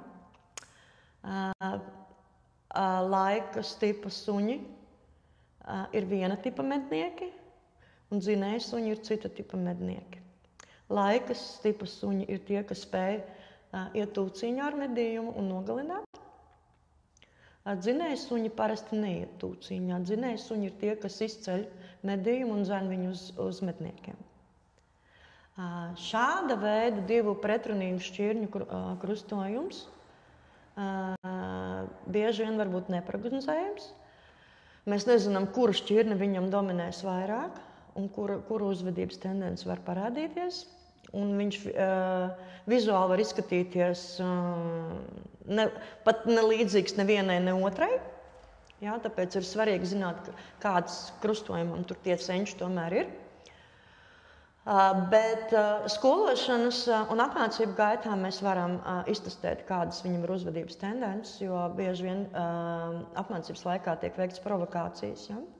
Un tad mēs redzam, kā suns rīkojas nestandarta situācijās. Kuras tendences tieši viņam dominē? Andris Bērziņš prasa, ir noteikts, cik tālu suņi drīkst aizskriet no mājām? Ārpus teritorijas jau ir aizmājā. Robeža, kas iezīmē. Jā, tātad, ja man ir 50 hektāri, man pa maniem 50 hektāriem mani suņi var dancot kā grib, bet apkārt 50 hektāriem ir jābūt brīdinājuma zīmēm, kam teritorijā ir suņi. Un ir jābūt nodrošinātai situācijai, ka no tiem 50 hektāriem tie mani suņi neizies. Tātad kopējais ceļš jau ir jūsu īpašuma robeža. Jā. Lolita Krastiņa jautā. Kaimiņš tur kaukāziešus pavairošanai. Tur šaurā cūku aizgaldā apmēram 1,52 metru platumā, apmēram 5 metri garā aizgaldā ar augstu sētu. Suņi nekad netiek vesti pastaigā, suņi izklausās nesocializēti un arī ilgstoši necilvēcīgās balsīs. Vieni kaimiņi pat pārdeva savu māju. Ko darīt šādā situācijā? Kam sūdzēties? Griezties PVD. Pārtikas veterinārais dienests. Lai apseko, ja? Jā, apseko šo dzīves vietu, un tad viņi sniegs rakstisku rezumējumu par to, vai dzīves vieta atbilst suņu turēšanai. Sanita jautājumi ir vairāki. No 2023. gada likumu suņus drīkst vēl šaut mednieks? Cik viņa zina, nē? Nedrīkst. Vai jūs zināt, Bauskā, cik es saprotu, jūs bijāt piketā, ja tā Rasmas kundzei pašai nebija sēta, ja? Man domāt, ka nebija, bet tas ir tikai bāmu līmenī, es nezinu. Ja jau viņi kaut kā iekļuva iekšā, tad jau tur nebija sēta. Kā var vienlaicīgi nošaut 3 suņus ar vienu ieroci? Ir domas? Nevar. Suņi no viena izšautas rāviena gaisā jau būtu aizbēguši, nepavelti saka. Lūdzu, pieskatiet savus suņus, jo viņiem bail no salūta. Sanāk viena nošāva un 2 pārējie labprātīgi pagriez. Pēc instinktiem suņiem būtu bijis jāizmūka. Varēja suns arī pieplakt pie zemes. Ja pirmo nošāva māte, tad kucēni varēja tā apjukt un īsti nemukt prom.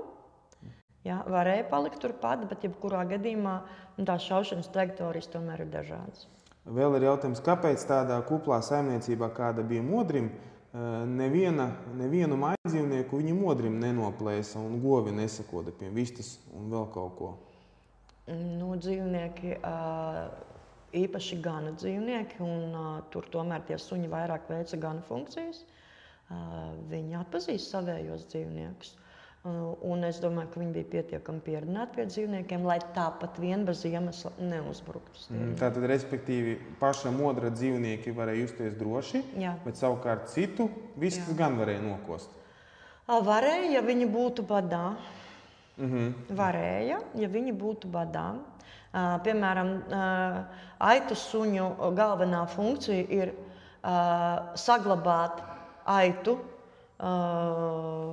baru, bet tai pašā laikā nogalināt tos dzīvniekus, kas nāk viņus medīt. Tātad lapsas, vilkus un lūšus un citus plēsējus, kas nāk medīt bara pārstāvis. Ja? Lietotājs prezidents jautā, cik tālā attālumā un kā var vispār atpazīt dažādus čirņu sugu kucēnus. Piemēram, ir kaukāzieši, kas var būt 3-4 mēnešos jau lieli trekni, un ir, kas 3-4 mēnešos ir mazajā tādi. Tad man ir pretjautājums, no cik liela attāluma var veikt šāvienu. Šāvienu attālumā noteikti, ka var. Šeit ir tāds... Jo vēl gribu piebilst, ja mēs runājam par medniekiem ir aizliegts šaut arī vilku mazuļus. Tātad viņam tomēr ir jāatpazīst, vai tas ir pieaudzis pārstāvis, vai tas tomēr ir jaunulis. Šeit ir tāds labi juridisks jautājums. Krimināllietai interesē vainu mīkstinoši, pastiprinoši apstākļi šajā gadījumā pa Vausku. Jo mednieks pats pie sāniem suņiem gāja, nevar būt, ka visi 3 suņi viņam uzbruka un šaušana bija vienīgais risinājums. Kāda interpretācija tam likumam un pantam izvirzīts pret mednieku?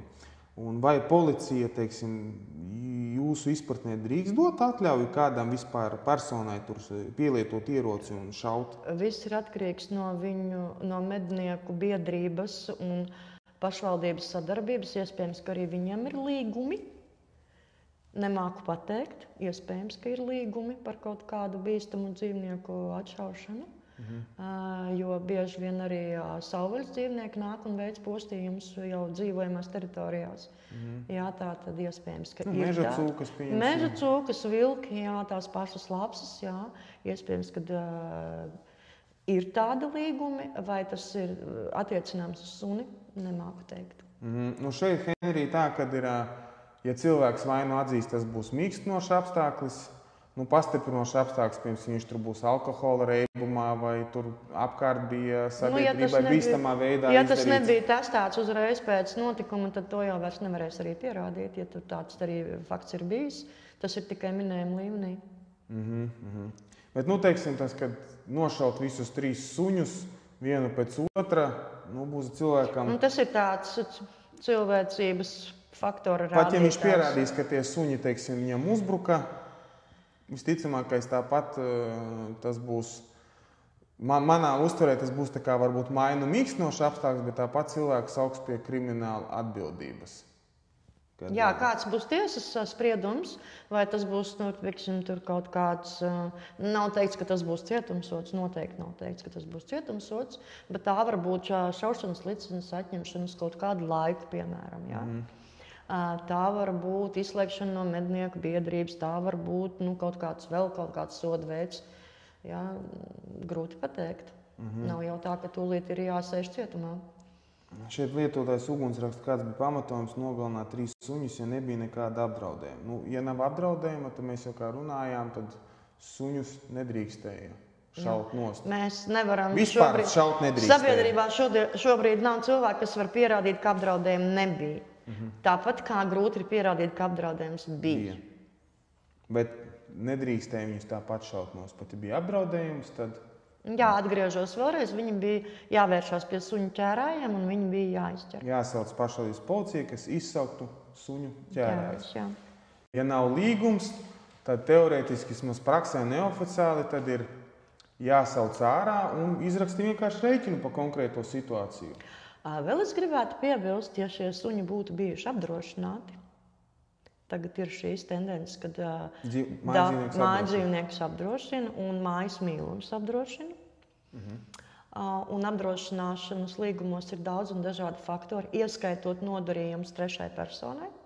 Nodarītais kaitējums trešai personai. Un ja šie suņi būtu bijuši apdrošināti, tad mēs varētu to tagad ļoti civilizēti izskatīt šo lietu un krimināla procesa izmeklēšanā iesaistītos arī apdrošināšanas kompānijas. Respektīvi, tagad arī jebkādus dzīvniekus var apdrošināt, pat krančus, bešķiņus. Absolūti. Tad sanāk tā, kad atceros agrāk bija apdrošināšana, kad maksā iemaksas, un tev apmaksā tikai vet pakalpojums, ja kaut kas notiek. Ir līgumi, kuri ir paredzēti tikai vet pakalpojumu sekšanai, un ir līgumi, kur ir šie skādējumi trešām personām. Tagad, tad, teiksim, personām, kas, teiksim, varbūt dzīvo lauku teritorijās, vairāk ieteicams būtu iegādāties dzīvnieku apdrošināšanu, ja kaut kāds tiek kaitējums nodarīts. Vispirms tomēr nodrošināt savu suņu neizkļūšanu no teritorijas kaut vai ar viedierīcēm.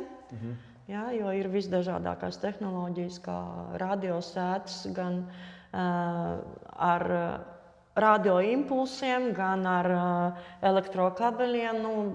Lopu gans, jā, elektriskie lopu gani taču arī labi suņiem viņi strādā mazāk, bet tomēr modernas ierīces ir priekš tam, lai suņi neizkļūtu no teritorijas. Bet ja tomēr kaut kādu iemeslu dēļ suns to ierīci ir pārvarējis un izkļūst, tad šeit ideālākais tomēr būtu apdrošināšanas gadījums, kad visas puses tiek apmierinātas ar kaut vai ar... Līdz 2013. gadam likums skanēja tā, ka mežā klaņojoši suņi tiek uzskatīti par bezsaimnieku un tiek šauti bez piekrišanas. Un klaņojoši suņi tiek uzskatīti tie, kas ir bez saimnieka tālāk par 300 metriem no mājām. Tagad, ja mana par klaņojošu suni, man jāziņo pašvaldības policija, izvērtēs situāciju, kam pieder suns, ko viņš dara mežā, un ja suns plosa zvērus, tad izvērtējot kopā meža dienesta darbiniekiem, mednieki var dabūt atļauju šo suni nomedīt. Mežā suns, ne tikai suns plosa zvērus, mežā ir arī vilki, un vilki Latvijā vairojas arvien vairāk, un jau tagad ir pat arī lāči. Mēs vienmēr, ja mēs tā konkrēti neuzskrienam virsū, ka tieši suns ir plēš šobrīd šo dzīvnieku, tad nevienmēr mēs varam to attiecināt uz suņiem. Mums ir arī plēsēji dzīvnieki. Ja? Dainis Grabovskis jautā, vai pašvaldība var ierobežot brīvu kustību turot suni pavadā? Ka, teiksim, sunim visu laiku pašvaldības teritorijā jābūt pavadā, izņemot varbūt suņu laukumus. Jā. Pa lielam tieši tā tas arī ir, kad pilsētās un arī apdzīvotajos ciematos suņiem ir jābūt pavadās ārpus teritorijas. Tātad lietotāja Marijana prasa, ko darīt tādā situācijā. Viņa dzīvo pilsētā, ar suni dodas pastaigā parkā, viņas suns ir pavadā. Nāk cita pilsētnieka suns, skrien bez pavadas un traucē viņas sunim. Uz brīdinājumiem savu suni, aicinājumiem likt pie pavadas un netraucēt, ignorē. Jā, tāds, diemžēl, ir konflikts. Un ir sabiedrības ceļās ne tikai suņu mīļos un suņu pretiniekos, bet arī suņu mīļi paši savā starpā arī mēdz konfliktēt par to, ka mans suns ir lojālāks un jūsu suns nav tik audzināts. Šādas situācijas notiek. Grūti pateikt, kā viņas izbēgt. Vienmēr ir jāsaprot, ka cilvēkam var nākties iestāties tūciņā savu suņu aizstāvībai. Sliktākais moments ir, kad mēs palaižam divus suņus vienkārši kosties. Jā, mēs nekad nezinām, kā tas var beigties. Un kad tie saimnieki viens uz otru tur brēc. Vajadzētu kaut kā civilizēti tomēr. Ja nevar pašvaldības policiju saukt ārā? Jā, tad vai filmējam, ja tas ir iespējams, vai reāli zvanīt. Uzfilmēt materiālu, kur viņš neievēro normatīvos aktus? Jā, filmējam, jā. Un nosūtīt policiju, ja viņš pamet vietu, tad to var aizsūtīt, lai personu identificē un sauc pie atbildības. Jā. Sakiet, jautājums ir, vai suņiem vai pastaigoties nav vairs vairāk vajadzīgi uzpurņi? Uzpurņi ir atcelti kā obligātais faktors no 2008. gada. Izņēmumi ir tikai suņu pārvadāšana sabiedriskā transportā, kur ir obligāti jābūt uzpurnim. Tātad autobusā, vilcienā, tramvajā un citādos transporta līdzekļos. Tikai sabiedriskā transportā? Sabiedriskā transportā ir obligāti. Varbūt atsevišķi municipālā prasība, ja mēs ieejam ar suni publiskā pasākumā, kaut kādos pilsētas svētkos, bet tad tam ir jābūt reglamentētam, ka tikai ar uzpurņiem. Pasākumu organizatori bīdīgi. Jā, lielākoties, lai nebūtu nekādas problēmas, pasākumos parasti aizliedz ienākt ar suņiem. Mums ļoti ilgi bija pasta saliņā aizliegts staigāt ar suņiem, ar pavadām, bez pavadām nav svarīgi, vienkārši nedrīkstēja iet pasta saliņas teritorijā ar suņiem, bet man liekas, ka suņu aprindās paskanēja, kad vasaras beigās šis likums tika atcelts. Jā, ir atcelts, drīkst apmeklēt. Jā, bet tikai pavadās, jā. Sakiet, lūdzu, ko darīt, ja daudz dzīvokļu namā un privātmājā kaimiņu sunis visu laiku rej, tas traucē naktsmieru un arī pa dienu. Likums it kā ir nosaka, ka viņam tas sunis jāmāca un jāadresē, bet ja viņš to nedara, kādā veidā ar to cīnīties. Mēs saprotam, dzīvnieki tam līdzīgi, bet ja tas suns visu laiku rej. Jā, tā atkal tomēr ir saimnieka atbildība par to, ka suns, ja viņš pamatā rej, tad viņam ir ļoti maz pievērsta uzmanība. Viņš vienkārši ir mirst garlaicībā, viņam ir skumji un viņš ir tramīgs. Tātad saimniekam jāpārdomā savus dzīves ritmus, vai viņš nodrošina sunim komunikāciju un fizisko aktivitāti. Jau ir modernas pretriešanas ierīces, kuras karinas kaklasīknes un kuras sunim sāk dot elektroimpulsu arvien stiprāk un stiprāk, ja viņš nebeidz riet. Nezinu, vai tas ir risinājums, lai mīļā miera labad ar kaimiņiem tādus pielieto. Es zinu arī cilvēks, kas to dara. Jātājums. Ko jūs darīt tādā situācijā, piemēram, kad mums ir Latvijā, diemžēl, stulbi cilvēki, jāsaka tā, kas neliekas nezinis un uzspļauj citiem cilvēkiem virsū. Man personīgi suņa riešana netraucē. Es dzīvoju privāta sektorā, kur suņi rej diezgan bieži, un viņi vēl sasaucās savā starpā, un viens ierējās un 5 piebiedrojās. Vienam kaut kas pabrauc garām, pārējie pieskaņojās. Man viņa tā kā netraucē, man jau viņa ir jau tādā fona līmenī. Bet, piemēram, ja situācija, daudz dzīvokļu namā. Daudz dzīvokļu namā, tā tad tomēr atkal jāgriež pie pašvaldības institūcijām, lai saimnieki šo faktoru novērš.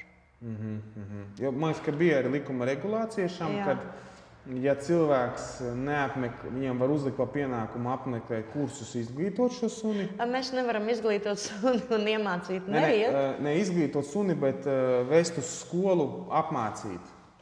Nodarbināt. Ja viņam tiks dota pietiekama nodarbe, viņš, protams, neries nodarbes laikā, bet tādā brīdī, kad viņš tiks atstāts viens suns rej, viņš droši vien, ka tomēr turpinās riet. Un tad bija tā, ja tas ilgstoši netiek darīts un ignorēts, kad viņam to suni pat var izņemt, bet, diemžēl, tas ir ilgstošs process. Ja cilvēkiem ir jāpamet suns uz vairāk par 4 stundām, tad ir vienmēr jāpadomā par faktu, vai vispār vajag ņemt mājās suni. Principā, ja dzīvnieks mājās ir viens ilgāk par 4 stundām. Jā. Tas ir pietiekami liels laiks, lai suns sāktu izmisīgi meklēt jau kaut kādu komunikāciju. 4 stundām viņš neatkarīgi no šķirnes. Neatkarīgi no šķirnes. Nē, ir suņi, kas nerej, un nevar pateikt, ka tikai šī šķirnes taisa troksni.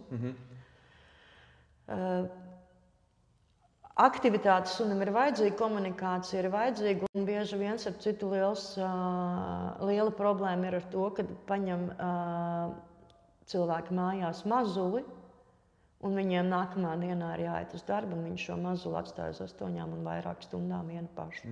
Jā, viņi sakrāmē visās istabās bļodiņus ar ēdienu, dzērienu, un pat ja viņš tas suns tur ir pieķēzījis māju, tad jā, viņi, protams, mierīgi to visu pārcieš un satīra, bet pārdomāt vajag faktu, vai ja jūs nevarat nodarbināt suni un nevarat viņam veltīt laiku, nevajag mazam sunītim vienam atrasties ilgstoši vienam pašam. Sakiet, lūdzu, kā var uzskatīt dzīvnieku par klaiņojošu suni? Kad mēs varam sākt uzskatīt tādu? Pa lielam, ja viņš ir bez saites. Īstenībā šobrīd arī piesiet pie veikala vairs īsti nedrīkst. Un jau mums parādās veikali, kuros tomēr var ieiet kopā ar suni.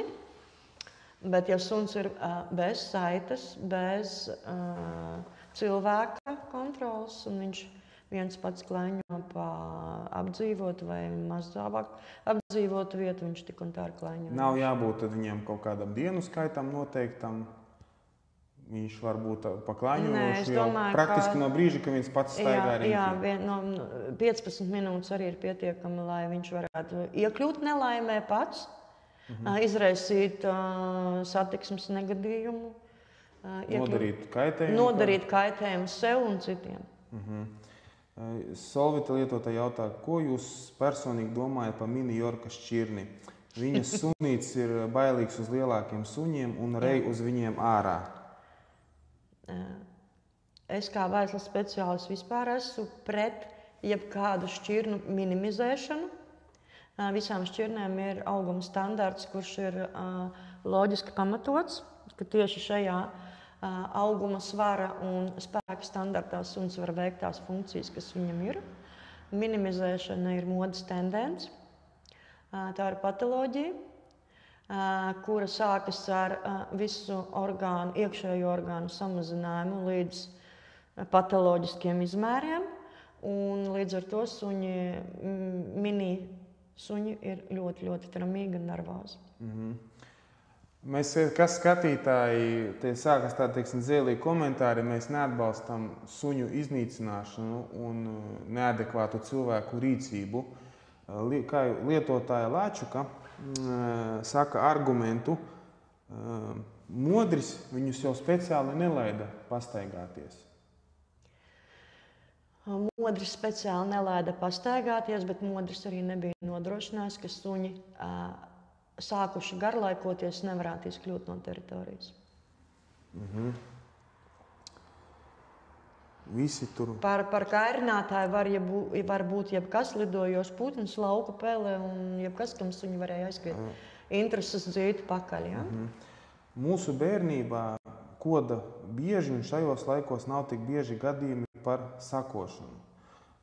Šeit jau var teikt, ka laiks iet uz priekšu, likums paliek stingrāks un arī mainās daudz, kas agrāk arī zāle bija zaļāka un cenas bija mazākas. Pirmkārt, suņi bija daudz mazāki.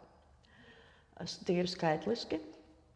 Otrkārt, mūsu bērnības laikos suņu vaislu, suņu apmācību kontrolēja valstiski vecais DOSAF, kas bija armijas apakšstruktūra vienība, kurā speciālisti veica gan vaislas atlasi, gan dabisko atlasi metienu skaitā. Tas nozīmē, ka tika no piedzimušā metiena atlasīti tikai spēcīgākie ar stabilāku nervu sistēmu kucēni, kurus varēja droši izmantot darbam. Lietotāja Anita, atkal kādas muļķības te runā, ka modris visur vainīgs ir. Mēs jau arī iepriekš izrunājām, ka cilvēks, kas likvidēja suņus, nošauja, praktiski nedrīkstēja to darīt. Šeit no likumiskā viedokļa jau uzliek atbildību to, ka modris pieļāva, kad viņa suņi, diemžēl, aizgāja prom un tas radīja sekas. Mēs nevainojam modri šobrīd. Es gribu paskaidrot, ja es aizmirsīšu aiztaisīt savas dzīves vietas vārtiņus un mans suns izskries uz ielas un viņš paskries zem mašīnas, mašīna ieskries stabā un aizies bojā cilvēks, tad es būšu atbildīga par šo faktoru. Krimināla atbildībā ir likums par neplānotu vai bezdarbības rezultātā radītu kaitējumu. Mēs neskatāmies šeit no emocionālā viedokļa. Protams, mums ir žēl, ka tiem suņiem atņem Es ļoti jūtu līdz modrim. Es viņu saprotu kā suņinieks. Bet, ja mēs runājam par likumdošanu, tad mēs katrs no šī negadījuma dalībniekiem ir pielikuši savu roku, lai galā izveidotos traģēdiju. Jo ir jau cilvēku arī kategorijas, kas ir mierīgi, apsvērti, pragmatiski visu izsver.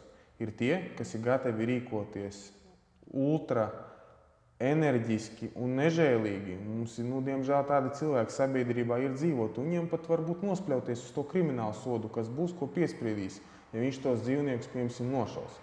Ir, diemžēl, tādi cilvēki, kas uzskata, ka manā mājā, teritorijā es nevēlos svešus dzīvniekus, un es viņus vai piedodiet, nositīšu ar koku, vai nošaušu, ja būs ierocis. Tāds cilvēku uzskats, un kamēr nav noticies nekas, viņu nevar iespaidot to cilvēku. Tas viņu uzskats par viņu. Es zinu cilvēkus, kas varēja noslēgt sunīšus, tad, kad viņi vēl manā bērnībā tiešām staigāja brīvi no vienas mājas uz otru, gāja viens pie otra ciemos, kur regulāri pie saimnieku kucītes gāja visi ciemu puiši precēties. Ja? Viņam tas vienkārši tā vietā, lai viņš meklējošu kucu noņemt no ķēdes un ielikt telpā, viņš vienkārši klusiņām slaktēja tos sunīšus visus nost. Un tad viņi tur kaut kur graumalēs tika atrasti. Lietotājs EZ raksta, modra suņi vazājās visu laiku. Viņam tika teikts, lai savāc savus suņus, jo viņš nesaprata tādu, un tāpēc tāds rezultāts, diemžēl, ir. Jā, tāds rezultāts, diemžēl, ir. Un mūsu ļoti labdabīgā attieksme pret sabiedrību un tāds vispārējais mīlestības izpausme un vēlēšanās samīļot visus apkārt nevar būt par pamatu bezatbildīgiem risinājumiem.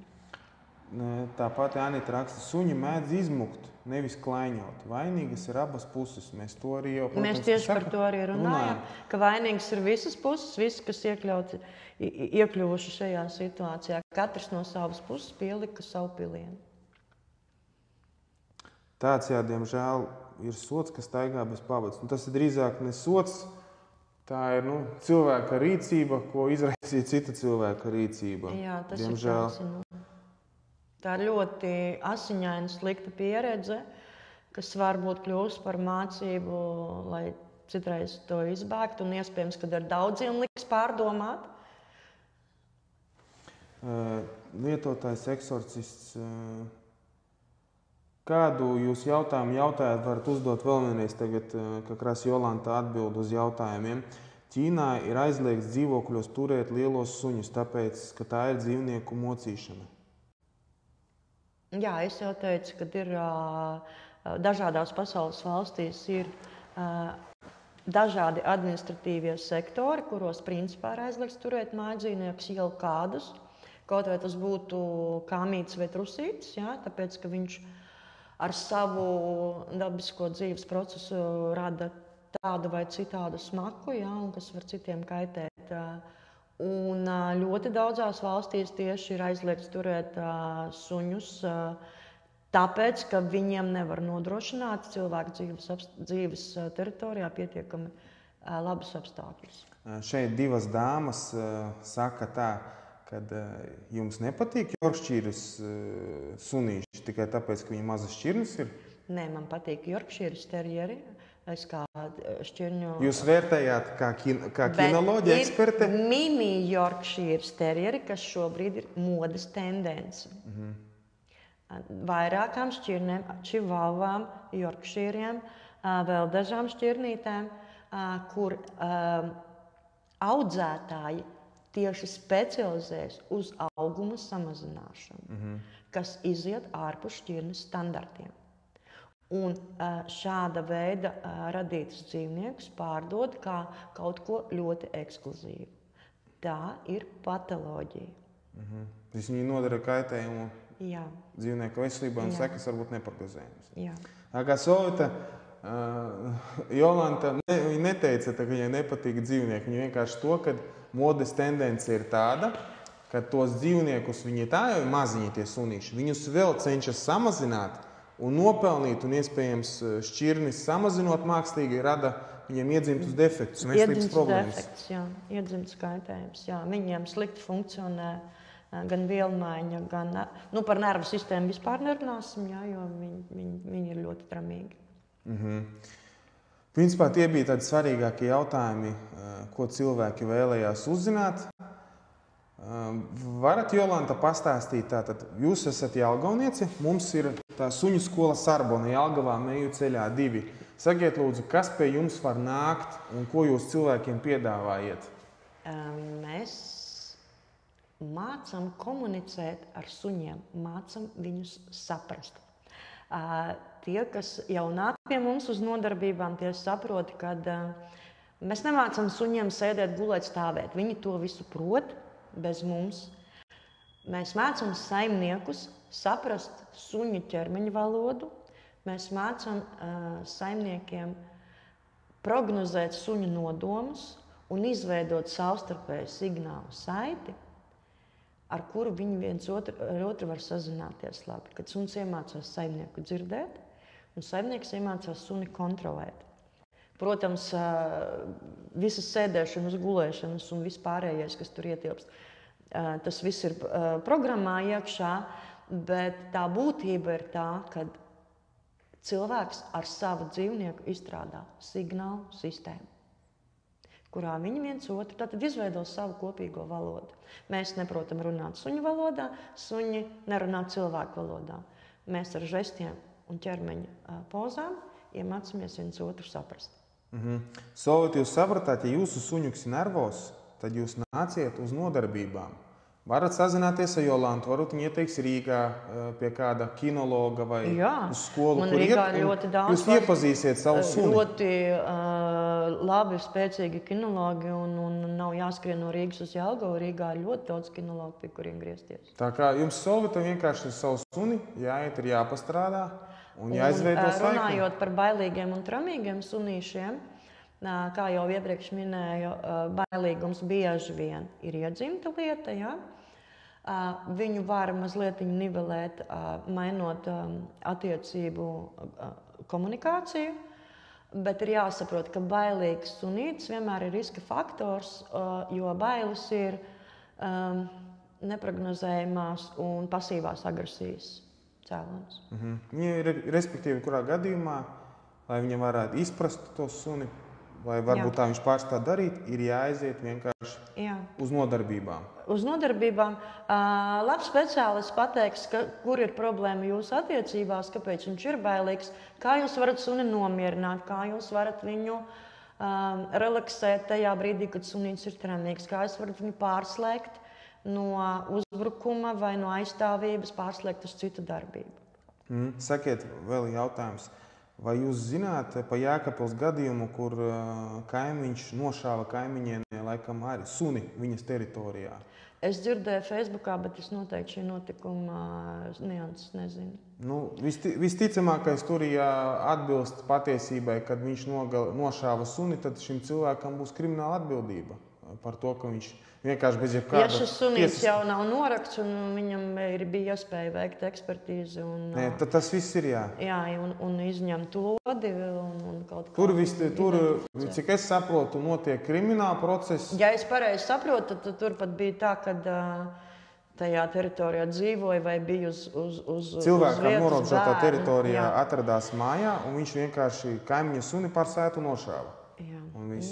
Tur obligāti ir krimināla atbildībai jābūt. Jā, tur obligāti būs un notiek pirmstiesas izmeklēšana. It kā vēl baumo, ka šī persona labo ieročus un ieroču meistars ir, un ka iespējams viņš suni nošāva ar kāda policista atnestu dienesta ieroci uz remontu. Vai policists savu dienestu ieroci drīkst nest privātam meistaram, stipri apšaubām. Tas tur visādi var būt.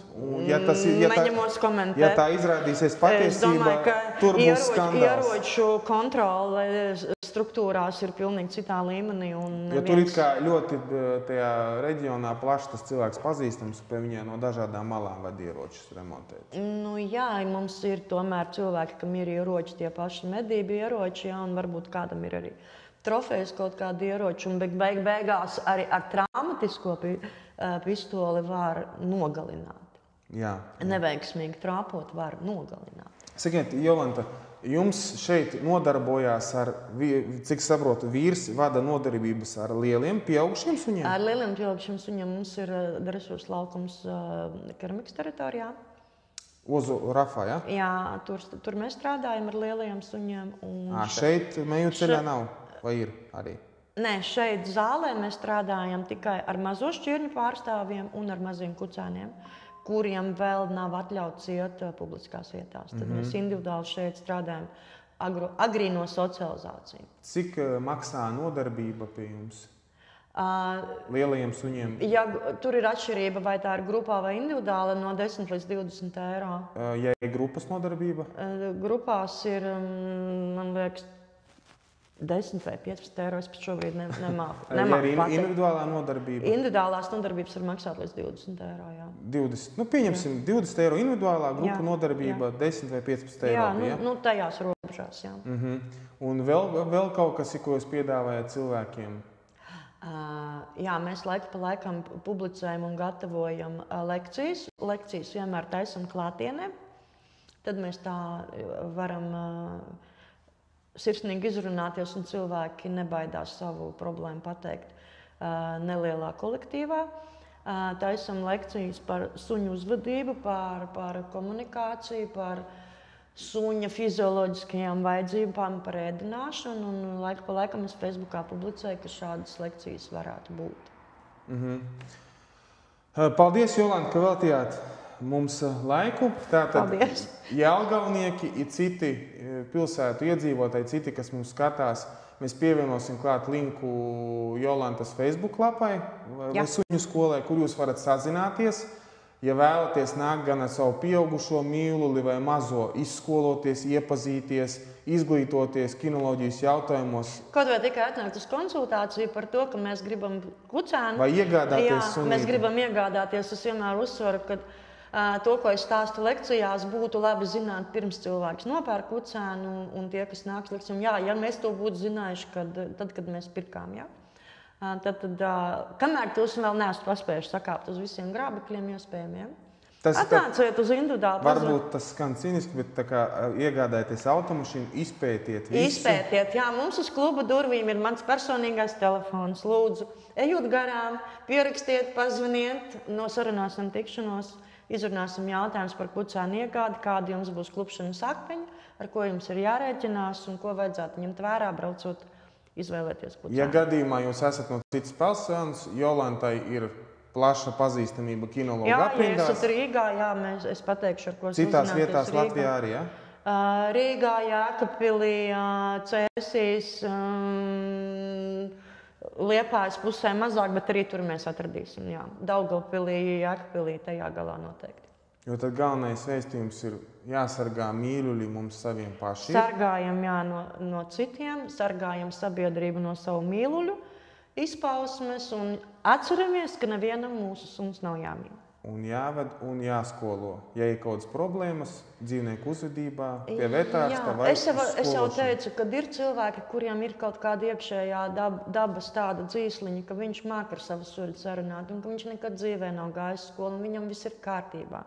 Bet tie, kas ir no dabas tālu prom, kas ir tādi īsti kalti pilsētnieki, parakņāties, pameklēt informāciju pirms izdarat svarīgo lēmumu. Sakiet, vēl jums bija tāda problēma, ka jūs arī izskatāt iespēju nākotnē telpas īrēt. Sakiet, varbūt jūs varat pastāstīt, kādas jums telpas ir vajadzīgas, varbūt kāds mūsu skatītājs ir uzņēmējs vai viņam ir telpas, viņš ir suņu mīlis.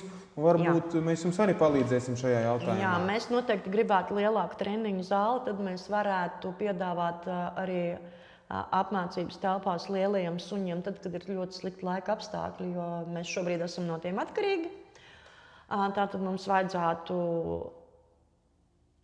puslīdz ar nelielām ērtībām un kaut kāda minimāla apkuri telpas ar apgaismojumu, kuras būtu vismaz 150 kvadrātmetri no uz augšu.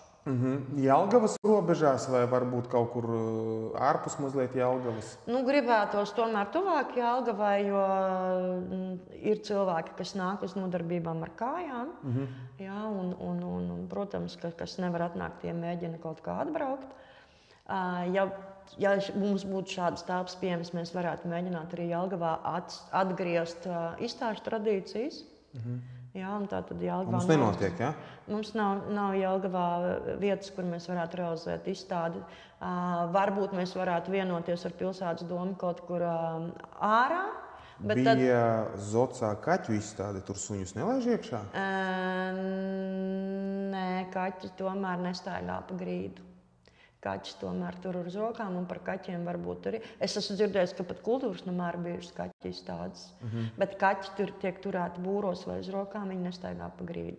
Tur, kur ir grīdas, tur, kur ir sporta zāles, kur ir grīdas segumi, tur nelabprāt laiž suņus iekšā, jo suņu nagi laikam tomēr nodara kaut kādu kaitējumu. Un tāpēc mēs tā kā publiskas zāles nevaram izmantot. Tātad, respektīvi, ja jūs atradīsiet Jelgavā kaut kādu telpu līdz 150 kvadrātmetriem, kura būs ārā teritorija? No 150 kvadrātmetriem. Kurai vēlams arī būt ārā teritorija kaut kāda? Tas jau būtu pavisam fantastiski, bet lai pie viņas varētu piebraukt kaut kāds neliels mašīnu skaits, ja, kur varētu... Tad mums varētu parādīties tā, ka jūs Jelgavā organizētu gan vietēju līmeņu, gan starptautisku līmeņu suņu izstādes, ja? Jā, mēs varētu. Varētu nākt arī cilvēki skatīties. Varētu nākt arī cilvēki skatīties. Starp citu, šobrīd, man liekas, ka izņemot ķipseles izstādes visur, kur Rīgā Dino zoo hallēs taisa izstādes, viņas visas priekš skatītājiem ir bezmaksas. Visur var ienākt no ielas un paskatīties, kādas sunīši tur ir.